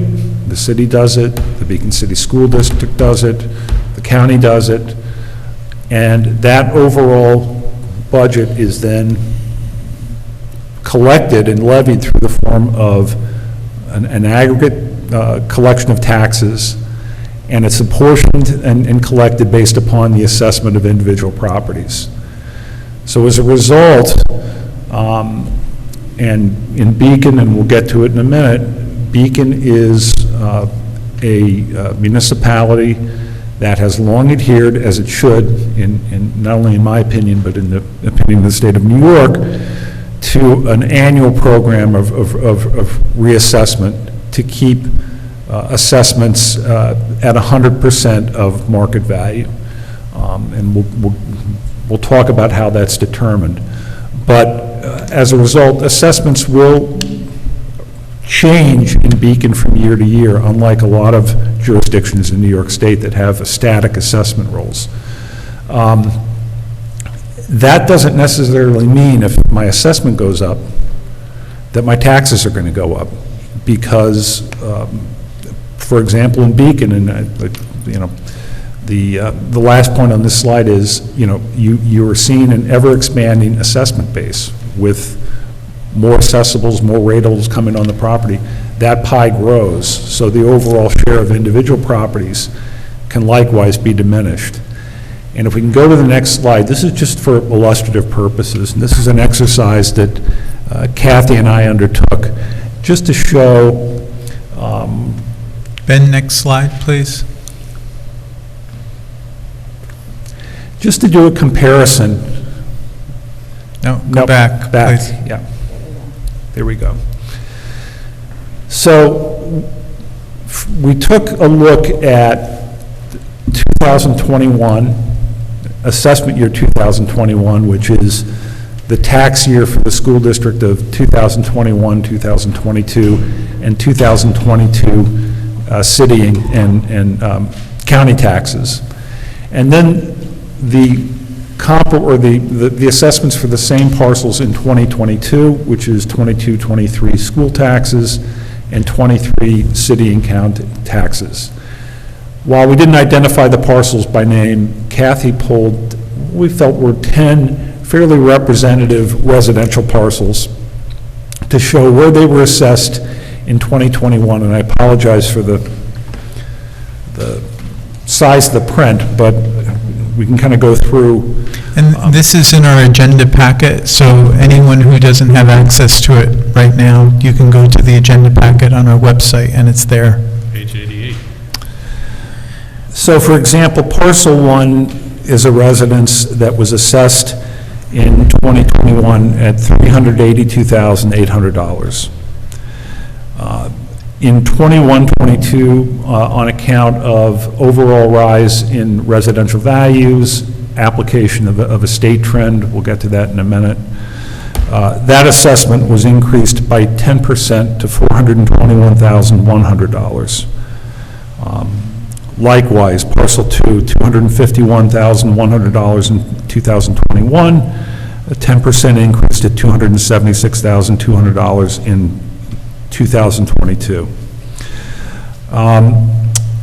We took those assessments, and for example, for parcel 1, parcel 2, for all of them, we applied the tax rates, city, library, school district, library, which are levied together, city and county, as levied against the 2021 assessments on on each of these particular parcels. We then, since 2022 is now a tax year that's in the rearview mirror with the collection of 2023 city and county, we did the same exercise. We took all of the higher assessments in 2022. We applied the corresponding 22-23 school library rates and the 23 county and city rates, and compared where did they, what did it represent in overall taxes paid, okay, overall taxes paid for each parcel. And what we found is that with regard to the school district, there was, a modest increase overall, all on the order of about 1 to 1.2%. That's the third from last column. Then when we look at the county and the city taxes, county taxes decreased, again, all on the order of about 3.8 to 4%, and city taxes, again, in terms of actual dollars outlaid, were all in the deficit column of less than about 2.4%. So the point is that even though assessments may increase, you have to look at the whole picture in terms of what's going on with the entire assessment roll. You have to look to some extent in terms of how taxes are apportioned between the commercial and the residential components of Beacon. We'll get to that in a minute too, but you do have a two-tiered tax structure in Beacon, non-homestead and homestead. And, here in terms of the most recent, 2 years that we have for purposes of comparison, you see that, school slightly up, county and city down. Does this mean this will happen every year? No, but it does show, it just, underscores the point that an increase in assessment is not an automatic tax increase. So we can go to the next slide. And Judd, before you leave this slide, we've talked about adjusted base proportions and how that affects the breakdown between homestead and non-homestead. In the tax year that they were just talking about, there was a decrease for homestead, but there was a modest increase for commercial or non-homestead properties. That was the opposite for this year. So this year we had a little bit of an increase in homestead, but the non-homestead actually went down. It wasn't because of the rates that we set. Overall, we weren't raising, our tax rates were declining, but then there's this juxtaposition between the two types of properties. Right, and let me just think if I have this right. We have absolutely no control over how the homestead, non-homestead rates flop a little bit. You don't. Correct. It just does what it does under statute. Yeah, and I'm jumping ahead. Yeah, Keep the I'm slide sorry, up. but I like that. No, but keep the slide up. We'll come back to that, right? Yeah, we'll come back to it. We'll come back. I do want to just, I'm while sorry. we're on the topic, so that we can understand, because it's going to tie into what we're about to talk about, which is the fact that you are at 100%, you're on an annual program. The city of Beacon has been assessing at 100%. I think the first reval was 1996. Lee, I'm looking at you because you might have a better recollection than me. 20 plus years. Yeah, but, and at that time, the state of New York was was trying to put as many incentives, and it still does, to get communities to assess at 100%. Why? Because it's really the best method of assessment equity. Does it mean it's perfect? Does it mean that every assessment is going to be pegged absolutely to market value? There's always going to be some give and take. It's never going to be perfect. But when you're looking at all properties year to year, you're constantly looking and adjusting and making balances, okay? And a lot of communities, for example, I'm from Westchester. There are communities in Westchester that have not done a reval like Beacon did in 1996 since the 1950s. And as a consequence, they have rolls that are just rife with all kinds of, you want to talk about assessment inequity, because some properties may have not been looked at in 30, 40 years, where other properties, either there were tax assessment challenges, or there were improvements that were made, or there were, all kinds of individualized changes from year to year.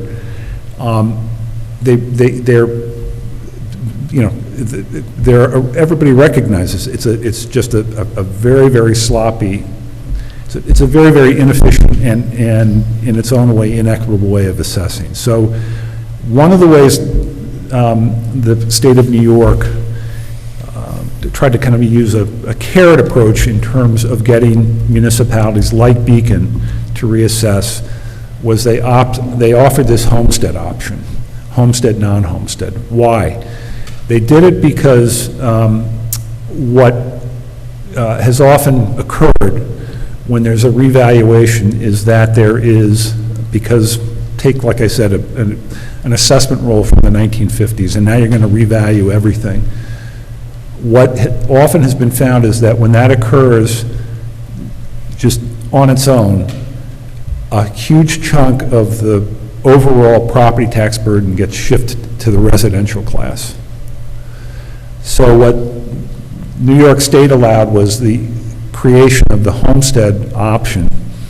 And basically what it said or provides is that when When you reval and you go into your first year, you're going to look basically at the pro rata apportionment of all commercial, non-homestead properties and all homestead properties, and you're going to kind of freeze those proportions going, you're not going to freeze them in perpetuity, but you're going to lock them in to avoid having the, the brunt of a reassessment hit the residential component of the community.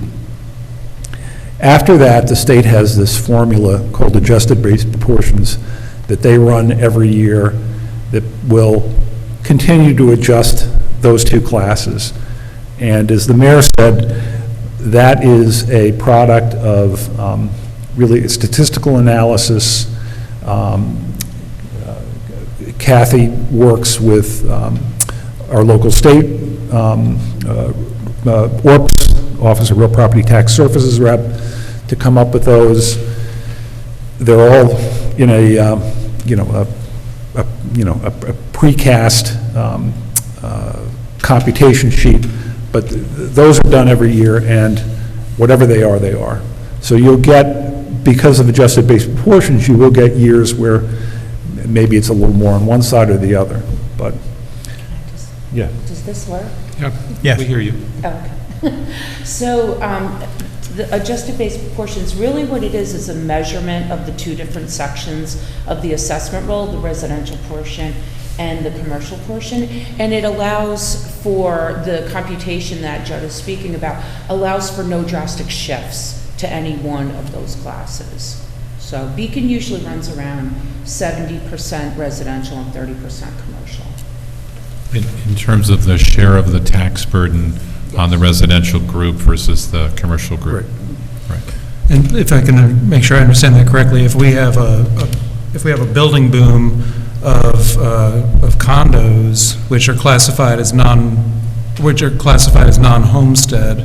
No, they're homestead. They're homestead. Those are homestead. So apartments are, No, condos are Condominiums. individually owned, so they come under the homestead. Rentals are non-homestead, so a traditional. Above 4 families. Yeah. I don't want to make it more complicated. I'm sorry, I started all this, you guys You are, are partially right, because condominiums that were created, that were built before 1985 and converted, those are considered homestead. yeah, I guess what I was just trying to get at is what we build in Beacon affects either the 70% or the 30%, right? Yes. So if we have a big building boom in one or the other, only one is really being impacted. Is that correct? Like if we have a big building boom of homestead, the non-homestead 30% isn't affected in any way, their taxes. No, and there is an allowance in the adjusted base proportions that if you want to shift any more than 5%, you have to pass a local Right. option to do that. And we've never been in that situation. Okay. Yeah. So we can just go next slide. We may have covered some of this already, but, I'm sorry, I jumped into that. oh, no, this is fine. Yeah, so again, we assess at 100%, 100% being representative of market value. As I said, it's the method of assessment that's encouraged, really sought by New York. And reassessing year to year promotes assessment equity because all properties are being looked at top to bottom and adjusted top to bottom on an annual basis. Yeah, I can add a little bit of data. So when Beacon went forward to go to full value, we actually went with most of the rest of the county. I think, 15 of the 22 jurisdictions in the county are at full value every year, some number like that, close to 2/3, Kathy? Yeah, that sounds about something like that. And in going to that, the equity that you spoke of, if you haven't reassessed in a couple of generations, that means the neighborhood that appreciated in value a lot in the last 2 generations is getting a deal, and the neighborhood that didn't appreciate is paying more than they should. As you mentioned, if I go to court, I probably get closer to the right number. If I don't know how to do that, So there's a bunch of inequity issues for not going to 100. The other big change is litigation. We have almost none. Right. You know, in Westchester, it's much higher percentage. Down in Nassau, it's just nutty. Right. The percentage of litigation, because they're at 2% of market or some crazy number. Correct. Right. So those are kind of the reasons that you go about doing it. Then there's this other piece that, like, Kathy knows really well, which is if you come in at 95% and just a little bit higher than 95%, the state will give you 100. I don't know what you're referring to. Yeah, no, but well, that's how the program works. So if you are at full value, the state will assess how close are you, and you've got 5% wiggle room, right? And so if you're at 95 or 96, they're going to give you 100. If you're not at 100, let's say you're at 40, the state's going to measure exactly where you're at. If you're at 40, they're going to adjust the tax rates so you're at 100. So there's no benefit for not being at full value. You actually have a slight benefit. I'm sorry, there's a benefit for being at full value. There's actually a small tax for not being, right? And I got that right? Yes. Right? So I Yeah, don't. and another thing about not being at full value, people, the amount of exemptions, if they don't reassess for a few generations, like you said, the amount that people like veterans or senior citizens would be saving on their exemptions is not as much as they should be saving. Absolutely. And just to your point in terms of that, to me, that's kind of, because I do we do the tax cert, the challenge work. To me, that's a real bellwether about where you stand, because, the number of commercial challenges in Beacon are 6 or 7, maybe 10. It's compared to, even compared to other jurisdictions in Dutchess, I would say, very low. And the SCARs, SCARs are small claims assessment review proceedings that are a process that are available it's kind of a do-it-yourself method to challenge your assessment. You can do it without an attorney. And how many did you have last year? We had about 5. 5, yeah. So next slide. We'll just kind of go through how do we get the numbers. So, and I'm going to kind of, turn to Kathy here, but just a few overall points. One, a lot of our annual reassessment is driven by state-provided data, sales trend data in particular. How does the state do that? Well, anytime property closes in New York State, there is a form that is prepared at closing. It's called the RP 5217. It's the equalization form, and it reports the sale price tendered for a piece of property. It's signed by counsel for the buyer and seller, and it indicates, there's a box that indicates whether the sale is arm's length or whether it was influenced by any unusual factors, so that there is some validity in terms of what numbers genuinely represent value. That goes up to Albany, and it goes into kind of, I always picture the Wizard of Oz when I think of what goes on up there. It kind of goes into a black box. But it is trended by the state on an annual and sort of a historical basis, and that data finds its way to Kathy. In addition, there's an ongoing inventory review. Have properties changed? Have there been any casualty? Has there been improvement?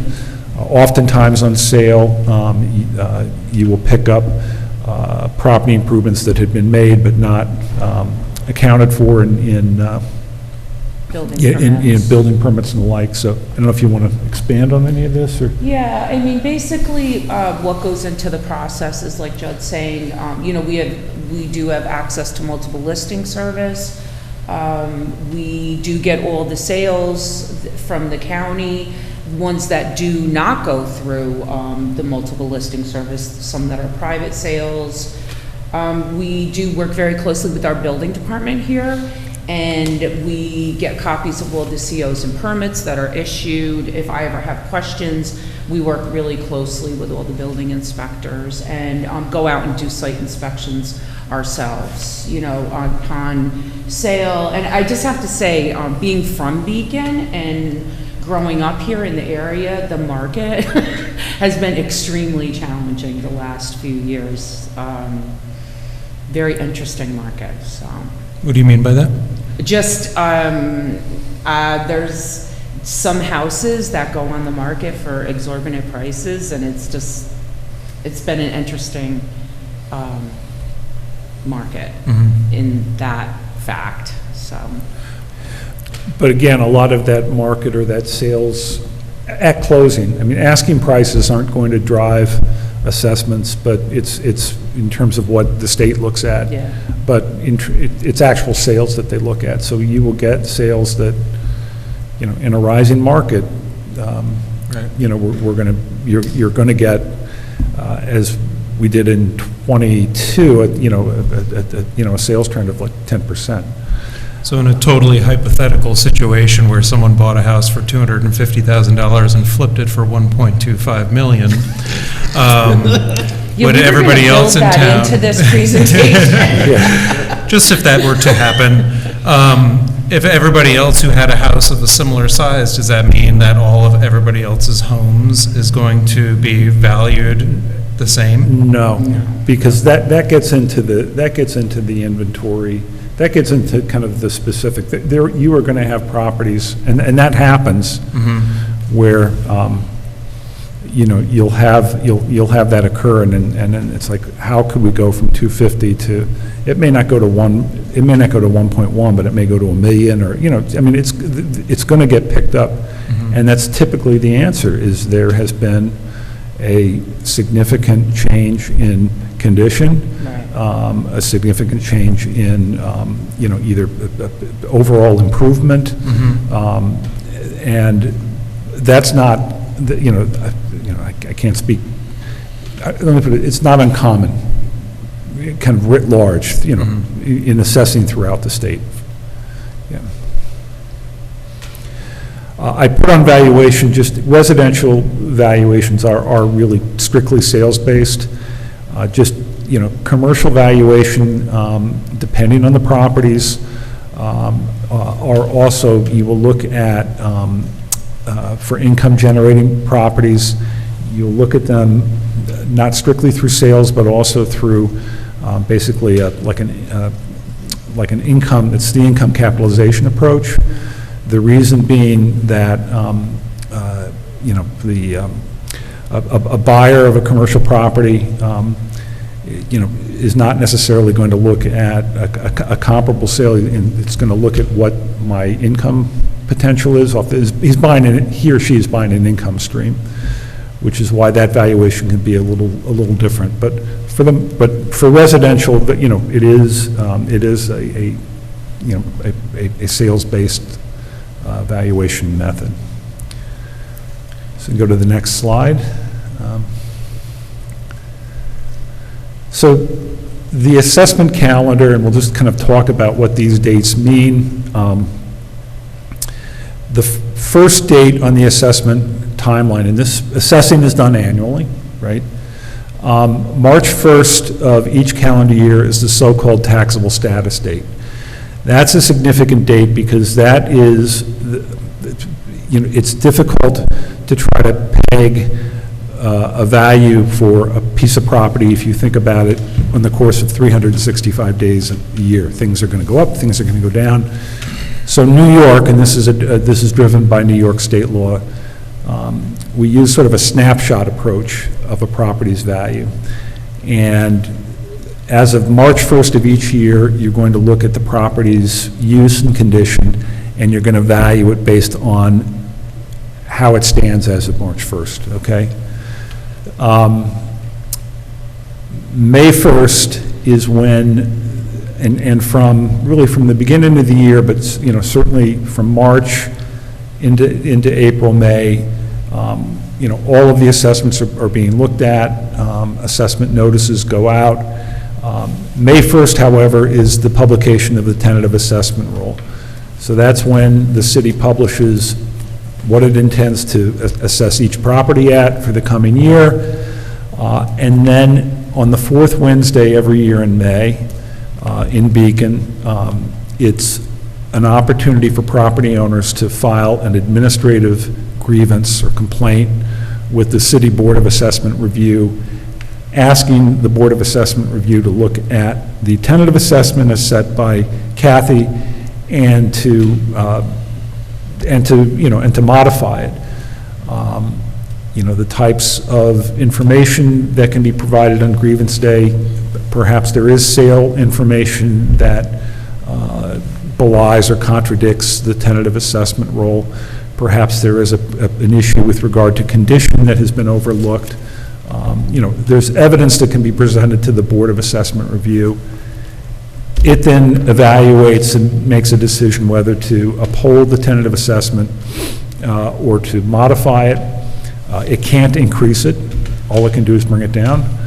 And then on July 1st, the final assessment roll is published, and that's fixed. There is a 30-day period from July 1st to file with the New York State Supreme Court a challenge to your assessment. Again, for homeowners, there is this small claims assessment review process that's available, which is intended to be a informal, attorney-free forum. The SCAR proceedings are conducted, while they're conducted in Supreme Court, they're handled by hearing officers, not judges. The hearings are not attended by counsel. I mean, Kathy, like most assessors, just handles them on their own. So that's a method. But even setting, these dates aside, and Kathy is here throughout the year. And I think every property owner should recognize that there is always an opportunity to come in and sit down, particularly as we get close to these dates. Just as an aside, the thought is perhaps next year, as we get close to March 1 again, we can do this presentation again so that people are aware of it. I think it would be just a good idea to give everybody a heads up. But the process should not be viewed as one that's just top-down. If there are issues with regard to property, if there's concerns, property owners can meet with Kathy at any time. In addition, although not on this particular calendar, there is a statutory requirement that Kathy sit with the assessment roll here in City Hall prior to grievance day, and those are, one is a Saturday, It's very clearly defined by law. What we do is we send out all the change of assessment notices May 1st when that tentative assessment roll goes live. The tentative assessment roll is available here in City Hall, in the city clerk's office, also in the assessor's office, but it's also available on Dutchess County Parcel Access. If anybody wants, you can look at the whole assessment roll for the whole county. And at that time, we send out all the change of assessment notices to all the residents in the city, or property owners. And at that time, we also publish legal notices. We publish notices here in City Hall. There's several days that are defined by law, one of which is a Saturday. Some of the hours are in the evening. The law is very specific about the times that I'm available to have appointments with people to discuss their tentative assessments. And if we possibly come to agreement ahead of time, we enter into an agreement, then they do not go to grievance day, and then that assessment would go right into effect. So I think there's like 4 different days and times during the day, in the evening, on the weekend, for people that if they want to come in and talk about their assessment. But the reality is, like Judd said, that we are here all year long. So if anybody wants to discuss any concerns, any valuation issues, they're welcome to call my office anytime during the year. Thank you for that. Do you think when it comes to the time when we start advertising the grievance day hours, we could also advertise those 4 days that you're available? Yes. Because Yeah. I've heard from people that grievance day is a little limited. The hours, if you work during those hours and you can't afford to take a day off, Right, then you really don't have an opportunity to grieve yeah. your assessment. We want to get those hours out there a little bit more, maybe through social media perhaps with the city. Or in the letter. Yeah. Okay, that's a good idea too. And certainly when we re-roll this, next spring, we can, we'll those put 'em dates can vary from year to year, but we can build those into the, into the. Right. Yeah, I into think, the system, yeah.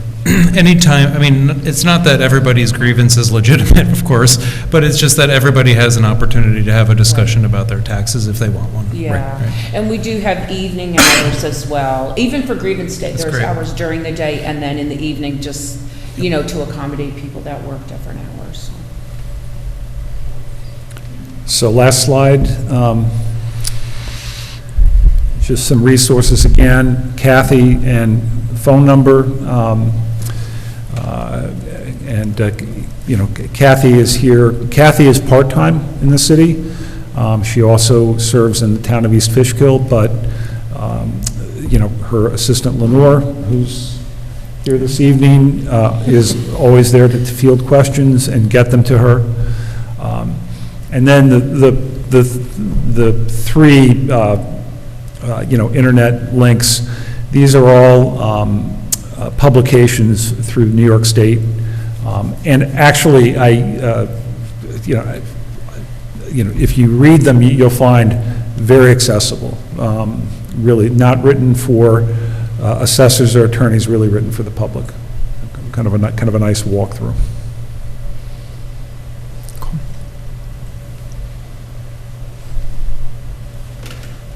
Council, questions?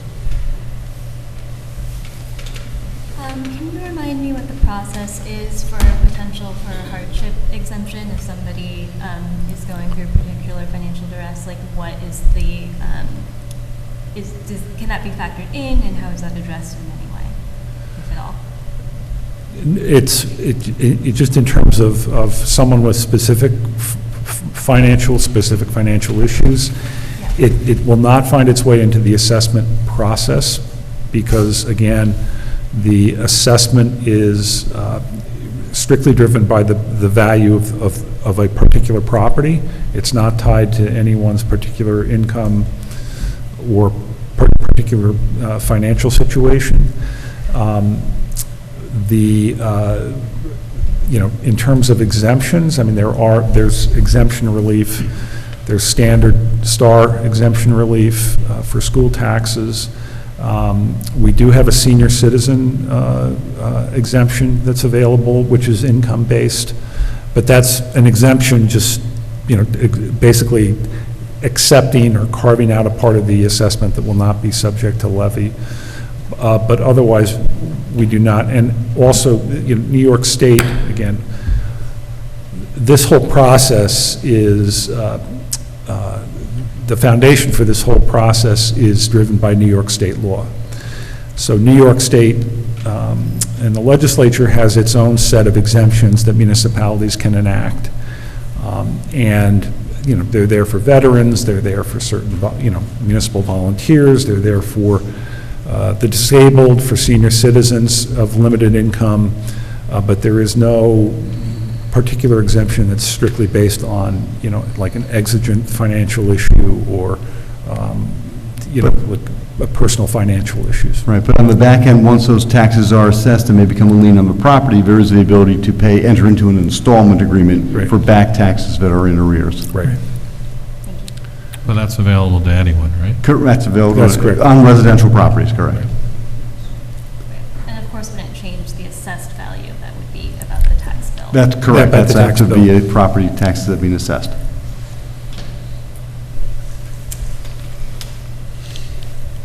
This is Molly online. Can I jump in with a question?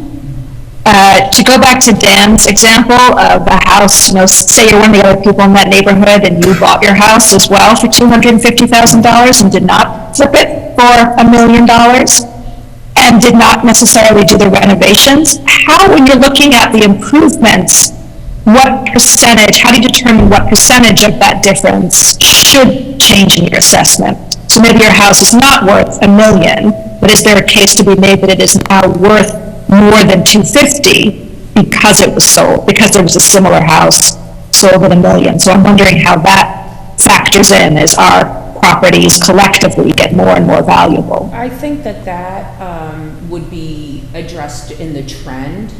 We've been using a residential trend, and in the example that we showed, it was 10%. So every year we do an analysis of all the sales in the city, of all the different kinds of properties, all the different types of properties in the vacant land. And then the state comes up with what they think the trend should be, whether it's 10%, 20%, and then I meet with them to negotiate what I think it should be. So any, big fluctuations in sales prices are generally addressed in the trend. So just to follow up, make sure I understand, so the trend, because it was interesting to see that most people were 10%, which is sort of a flat rate added to previous assessments, and so it sounds like that's by design, that that's kind of how Yes. properties increase. Yes. I guess a follow-up question I have is, what if I'm the person who sold my house that was $250 or bought for $1 million, maybe more importantly? If I paid $1 million, is my assessment more likely to jump above that 10%, even though my neighbor's is at that 10%, or should I also see that 10% increase? In the case of that large of a difference in between the assessment and the sales price, it generally would speak to an addition, a total renovation of a property. Like, that's a big variable, 250 to $1 million. So while we don't hang our hat on a sales price, we do weigh heavily on it, but we will look at other sales of similar properties before we come up with the assessment. Yeah, the example that you're raising is, as Kathy's saying, there isn't any way in the universe that, they slapped a coat of paint and they sold it. Right. Right? And then you'll have a building permit, right? Or you'll have some indication as to like what portion of it may be due to expansion of the building or, total renovation of the building versus, somebody bought low and sold high. Mm-hmm. Right? And the other thing that I do know is that the state, in their analysis, looks at sales, and one of their tests that they do is comparing the assessment for properties that sold versus the assessments of properties that didn't sell, right? So there's part of their statistical analysis is trying to understand, are the properties that sold all just get put up at the rate they were sold at, or is there something else going on? And there's some range that they're looking for. So there's a set of statistical analyses that the stats geeks at Orbs do to understand the role and kind of make sure that it's, fair, right? There's a name for that particular test too. So to make sure I'm understanding where, for example, that 10% number came from, it's a number that was determined by the state that you then, in particular, have a meeting with to represent Beacon and make your argument of whether you think that's accurate for Beacon. Yes. Right, just to know where the number comes from, right? Yeah. There's a bunch of sales, right? So say, I don't know, make up a number, 5% of the properties sell in a year. So you've got 5% of data points, and you're trying to look at the base of the 95 that didn't sell, and you're trying to say, okay, given these sales, how much do we think the overall assessment has gone up? Right. That's the analysis you're doing, because the data that you have are the sales, right? And the state, as again, the statistical geeks, you have the local status, you have the local knowledge, and you kind of have to marry the two, right? Exactly. But, if you look at the pattern, you say all the sales, and I'm looking at what we think they're assessed at, because they're all different, and how do we make comparisons to others, which you tend to do by categories, right? Generally, yeah. I mean, we've done it a few different ways. We'll look at all the single families and then all the 2 families, 3 families, or we've done styles of homes, raised ranches as compared to capes. Right, and so for each of those categories, whichever the state picks or you pick, you're looking again at the sales in that category versus everything else in the category that didn't sell. Right. And you're saying, what's this saying about the overall category in terms of a percentage, right? That's kind of how it's working. If I'm doing all right? Yes. And Kathy, just so it's explicitly said tonight, one of the questions we get is, are new homeowners more heavily burdened with taxes than people who've owned their home a long time? Could you address that? I mean, I would say no, based on the fact, what the mayor was just explaining about how the trends are derived. It's very interesting in the city. The market has been fascinating, really. Like some of the newer constructions that you would think would sell for more don't. And it's more the architecturally interesting homes that bring a higher market value. So, I mean, it's just overall been very interesting. I think people will be studying this market for years.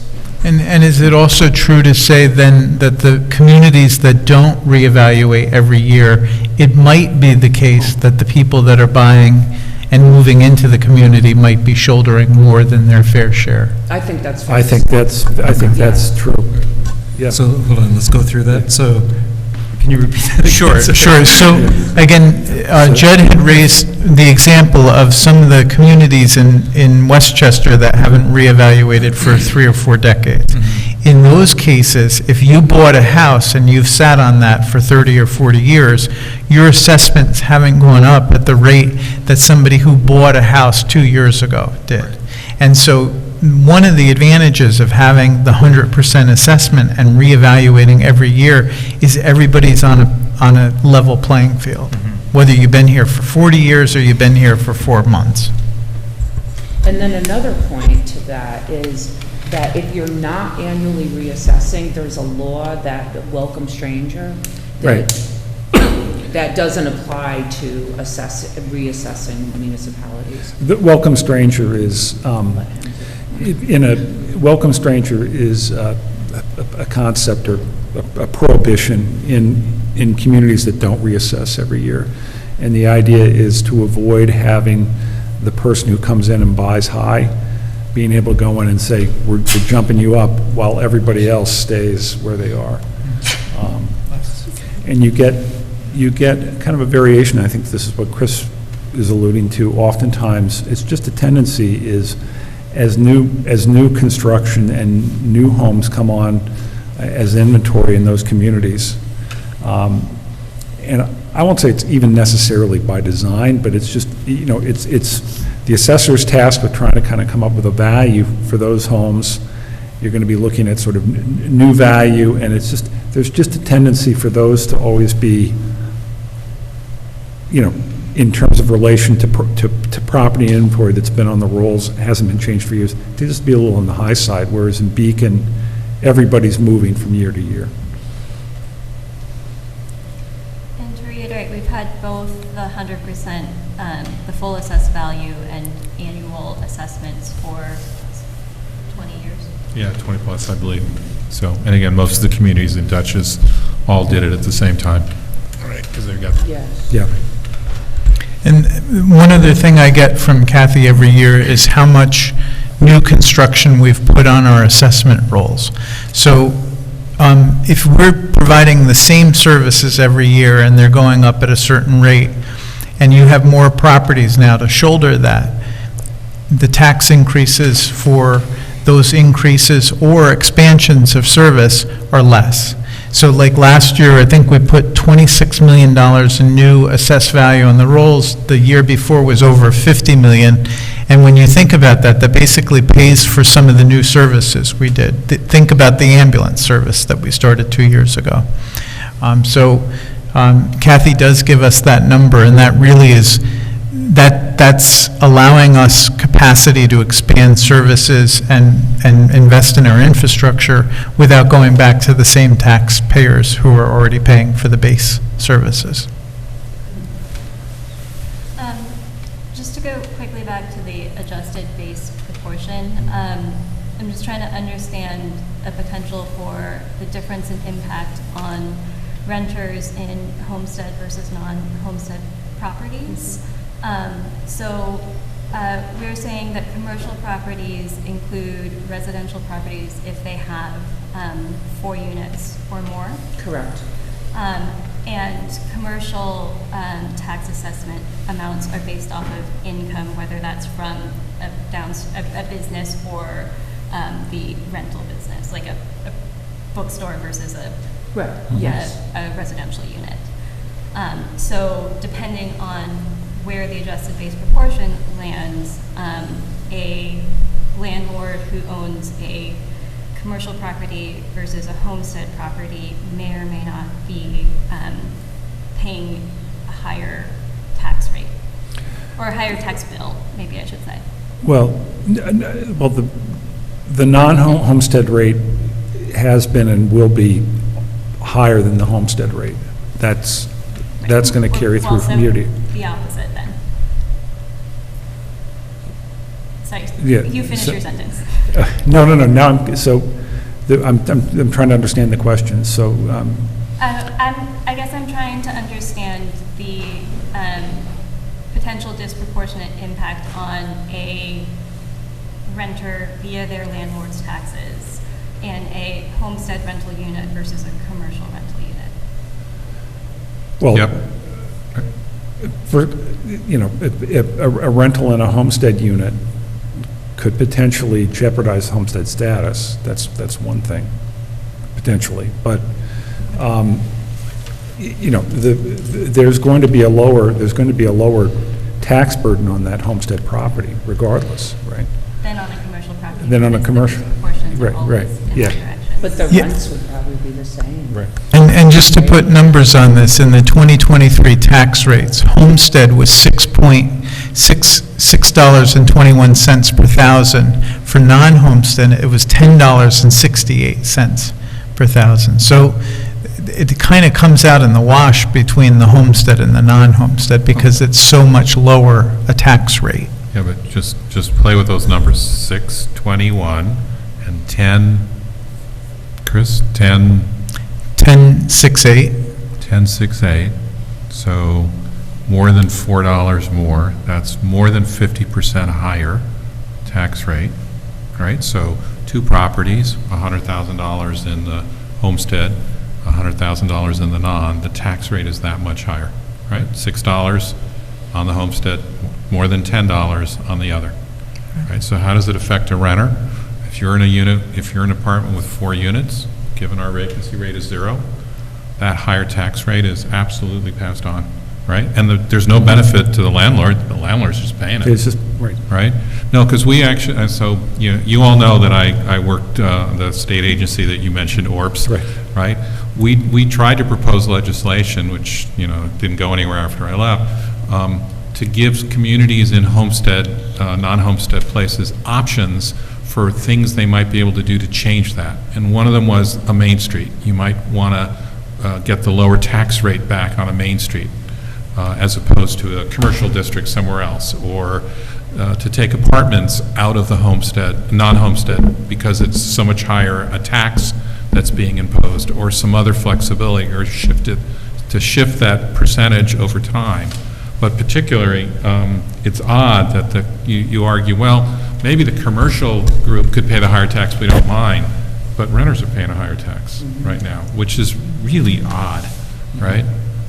But it was a homeowner's bill, right? It wasn't a renter's bill. Right. So, does that help? Yeah.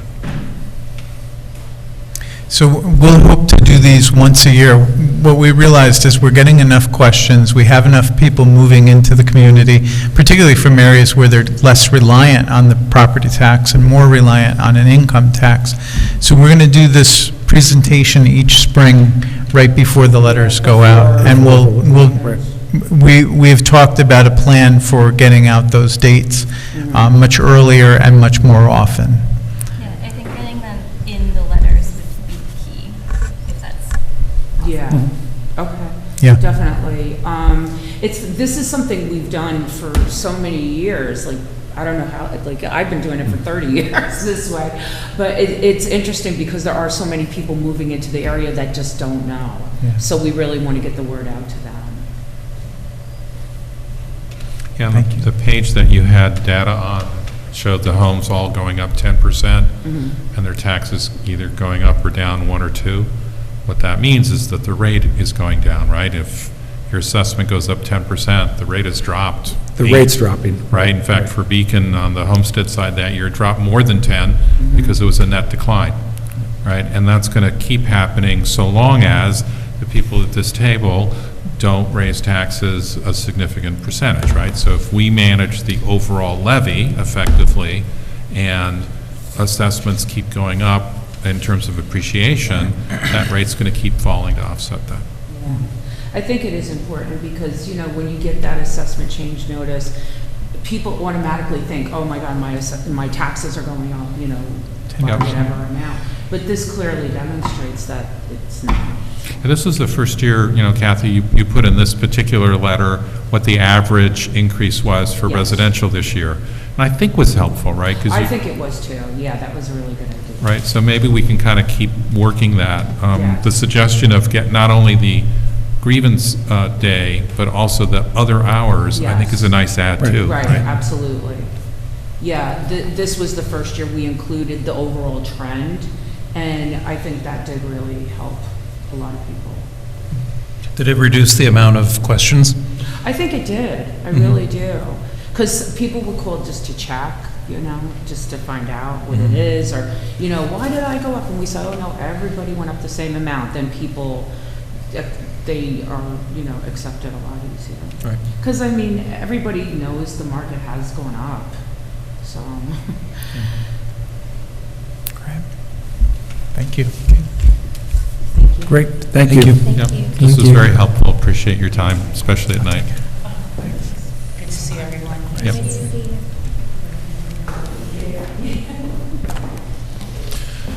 All right.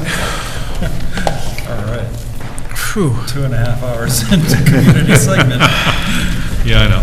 These are important topics, so, you know, I just appreciate the audience patience, and we'll get to one other item, then we'll go to a council meeting. We got one other item for the workshop, which is an amendment to the general fund. Two amendments, Mayor. We have, the first amendment is to increase finance budget, the overtime line by $6,000. We are proposing to transfer that from an additional revenue that we've been getting from interest and earnings on our NICLAS investments. All of the fund balance that we have and the available cash are invested through the New York Cooperative Liquid Assets Security System, which is a guaranteed system that municipalities are allowed to use. It has very conservative holdings like treasury bonds and guaranteed bank deposits. So as the interest rates have gone up, we've made some additional interest, and we're proposing to put that towards the finance budget shortfall. The second item is to fund the fire and highway retirements.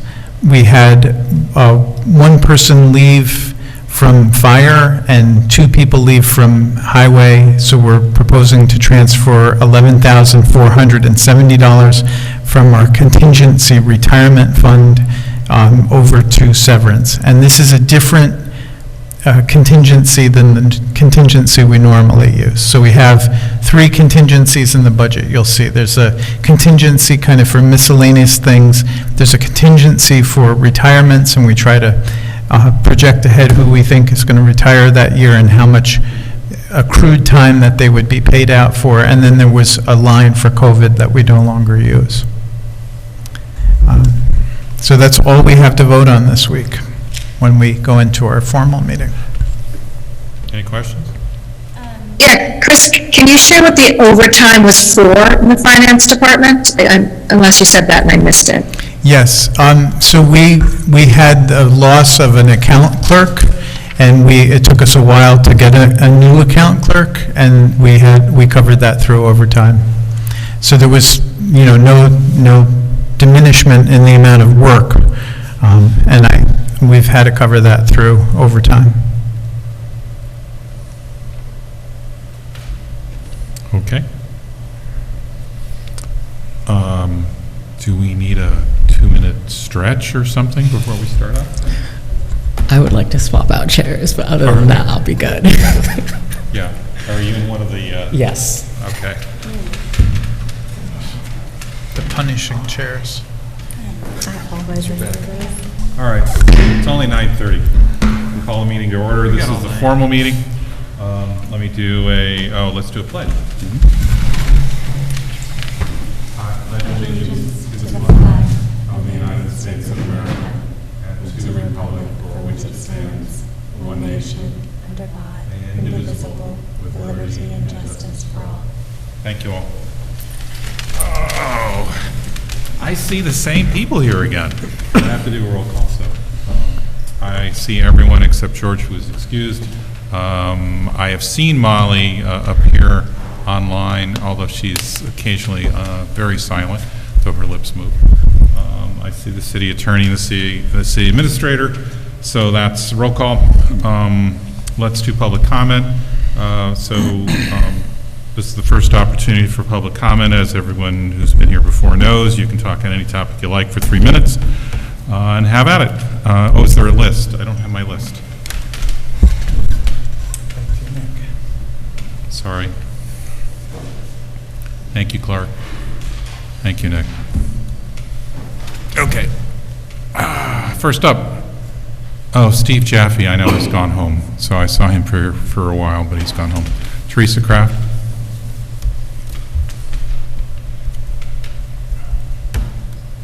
I'm going to do the theme. It's a rambling thing.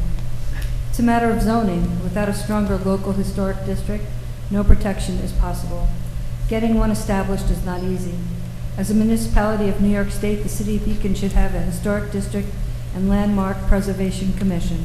Unfortunately, the city only has a weak-armed architectural review board made up of mostly planning board members and a few outsiders, but it serves only as an advisory board to the planning board. It's a crock of BS. We are losing houses left and right, and what looks like it might be a historic house from the outside has been totally gutted and ripped apart to its bare bones to look like another plain box. We see the historic building inventory being eroded weekly, and with the recent rezoning across the map, many of the city treasures are being encroached upon. The city must stop offering variances and setbacks on every project that comes before the city.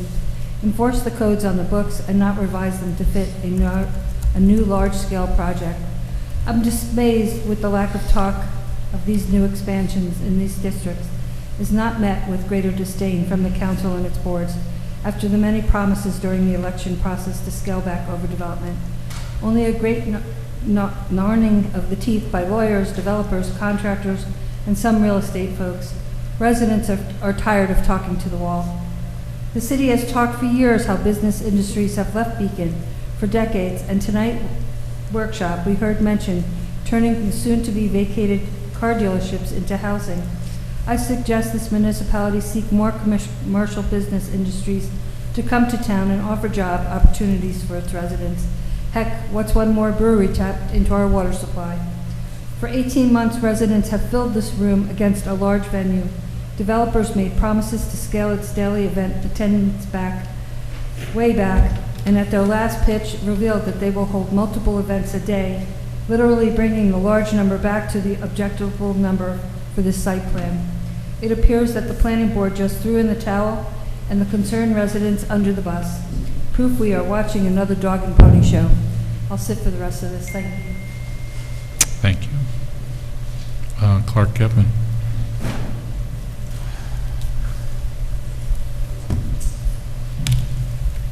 What an interesting evening, Clark Getman, 2 Wilson. So quickly on tax, it should be noted that the question is the commercial property in the city of Beacon if we were to compare Loopers,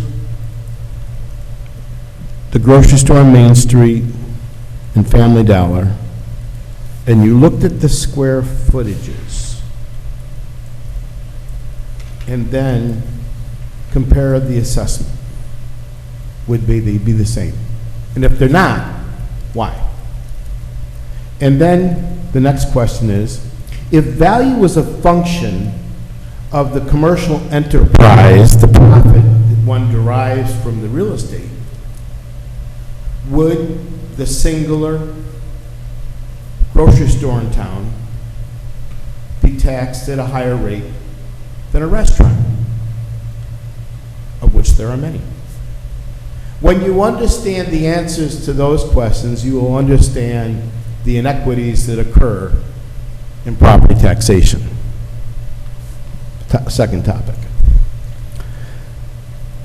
The report on affordable housing, crafted by the firm in Maine, whose principals' expertise falls pretty much with subsidized housing issues, presents a rather useless, although interesting, well-prepared presentation, but useless to the city of Beacon's particular amenity in demand that's present.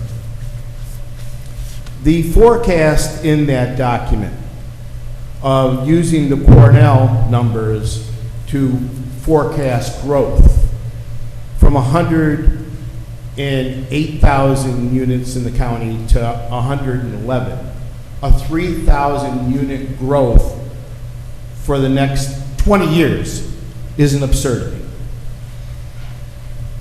So when we talk about affordable housing, I suggest that you bracket the current condition and income layers of the current city residents.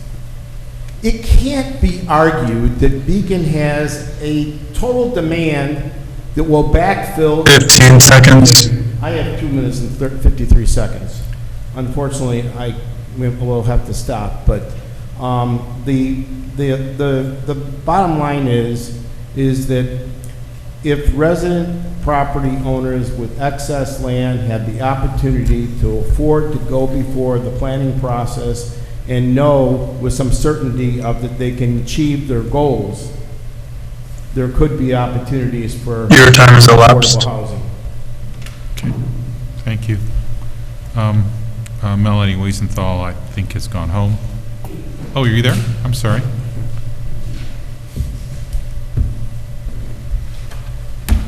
Or is it Julie? Okay, I'm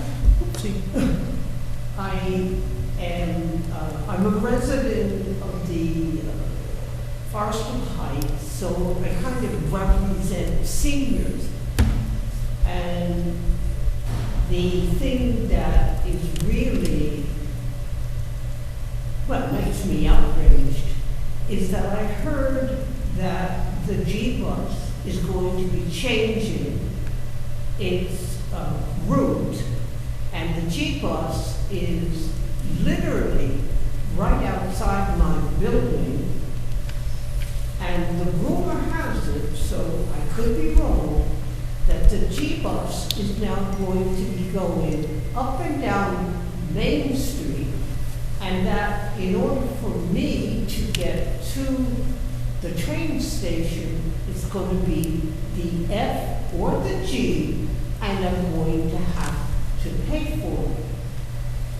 I'm getting the feeling that we as seniors are being disregarded, and yet when it comes for voting, people come to our building and promise all kinds of things and don't deliver.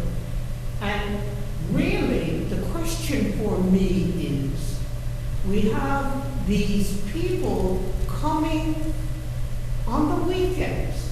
So is the interest of theirs?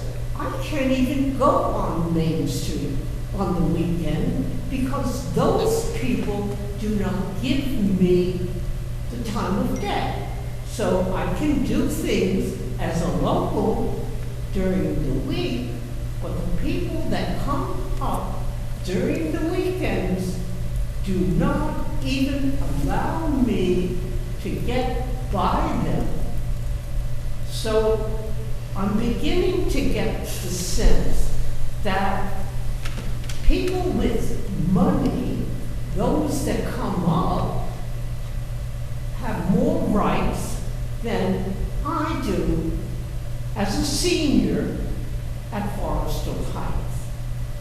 And as far as housing goes, when I first came up to Beacon in 2002, the only two housing that was affordable was HUD housing. Now HUD has now changed its designation. 15 seconds. Okay, to, what's it called? Oh, Section 8. That hasn't changed. And I still don't understand how is affordable really for seniors, for people. I pay according to my income. No. Your time has elapsed. Okay, so there's a lot of questions that don't seem to be answered. So anyway, my comments. Thank you so much. Anyone else in the public arena? I'm not seeing anyone here. Ben, you got anyone online? If you're on Zoom and you'd like to make a public comment, please use the raise hand option at the bottom of your screen. If you're joining us by phone, you can press *9. If you're watching on YouTube, you will need to join the Zoom by visiting beaconny.gov. And as of now, there are no hands raised on Zoom. I know it's a little unprecedented, but can I speak to the last comment? Why don't you start your council remarks now? Okay. I've actually been talking to a lot of Forest Hill Heights residents and people that ride the G-Bus because I ride it as well. And I think the rumors and the confusion are coming from the suggestions from the Main Street Access Committee report, where it was suggested that we have frequent loop going back and forth down Main Street, but that is not, as far as I'm aware, any plan that's in motion to change the route that is the Beacon Free Loop.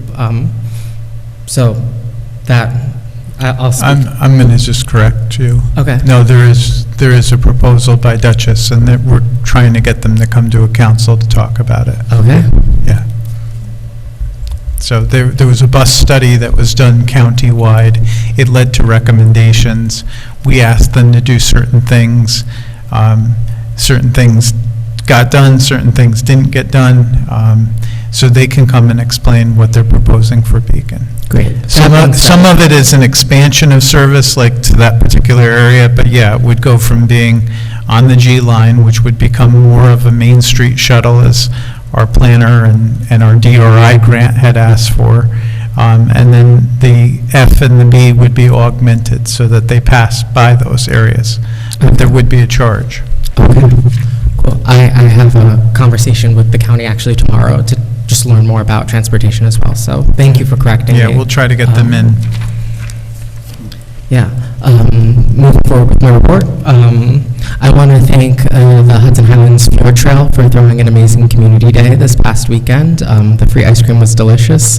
The house tours were pretty incredible, and it was all in all a great event. And I look forward to seeing what the Fjord Trail brings to Beacon. And they have lots of information on their website, and they're hosting lots of community events. So I really just appreciate all the outreach that they're doing and the amount of community input that they're taking in. So I just wanted to give them thanks for that. I also want to thank our Parks and Rec department for all of the amazing events that they've been doing this summer.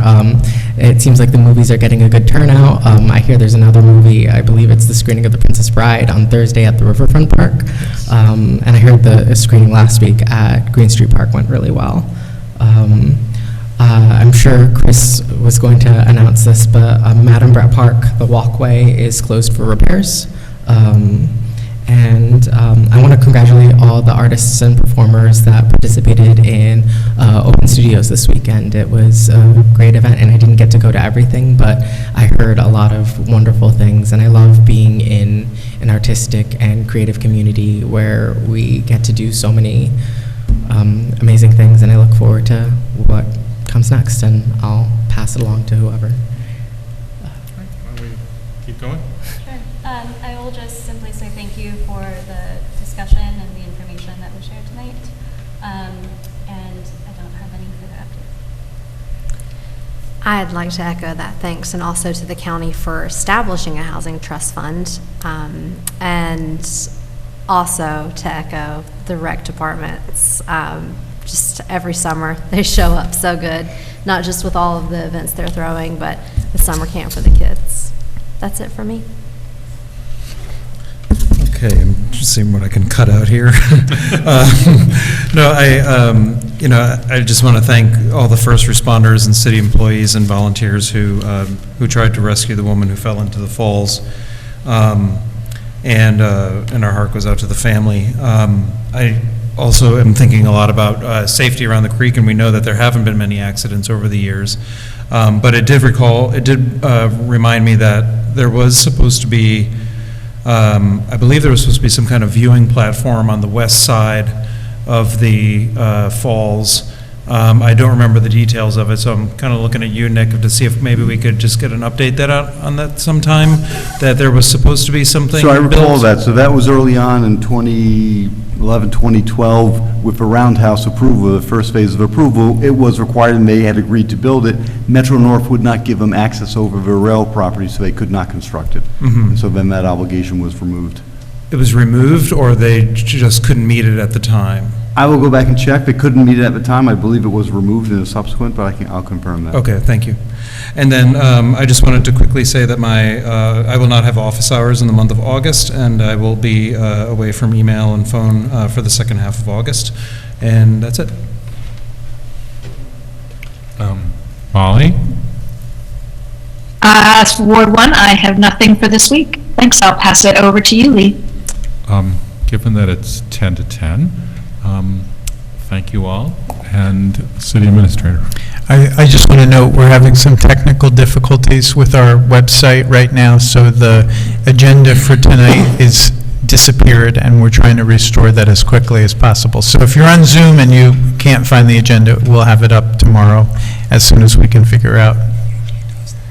Yeah, I think we waited too long. Like at 9 o'clock, it becomes a pumpkin. I think sometimes, Chris, what happens, it goes to being not the current one, but goes into the archives. Yeah. But it's still It reachable. disappeared from archives, I too. think it's at like 9 o'clock or something. Yeah. Because it's happened before in long meetings. So, Okay. it's a pumpkin. Got it. It's a sign we should leave. Yeah, if you don't start watching on YouTube before the meeting ends, it disappears until the next morning. Okay. We spent a lot of time in our two community segments on workshop, and I think those were the right investments of our time. But let's do the rest of our work for the evening. There's a resolution approving amendments to the general fund budget. Those are the two items that we discussed earlier. Can I get a motion and a second to approve those amendments of $6,000 and $11,470? Motion. Second? So that was Dan and Paloma, and the $6,000 is from overtime to interest. From interest to From interest overtime. and earnings to overtime in finance, and then the second one is from contingency. That's the $11,470 to severance and retirement. Correct. Any discussion?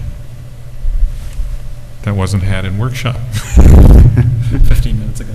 Right. So all in favor, say aye. Aye. Aye. Anyone opposed? Aye. Thank you. We heard that. Okay.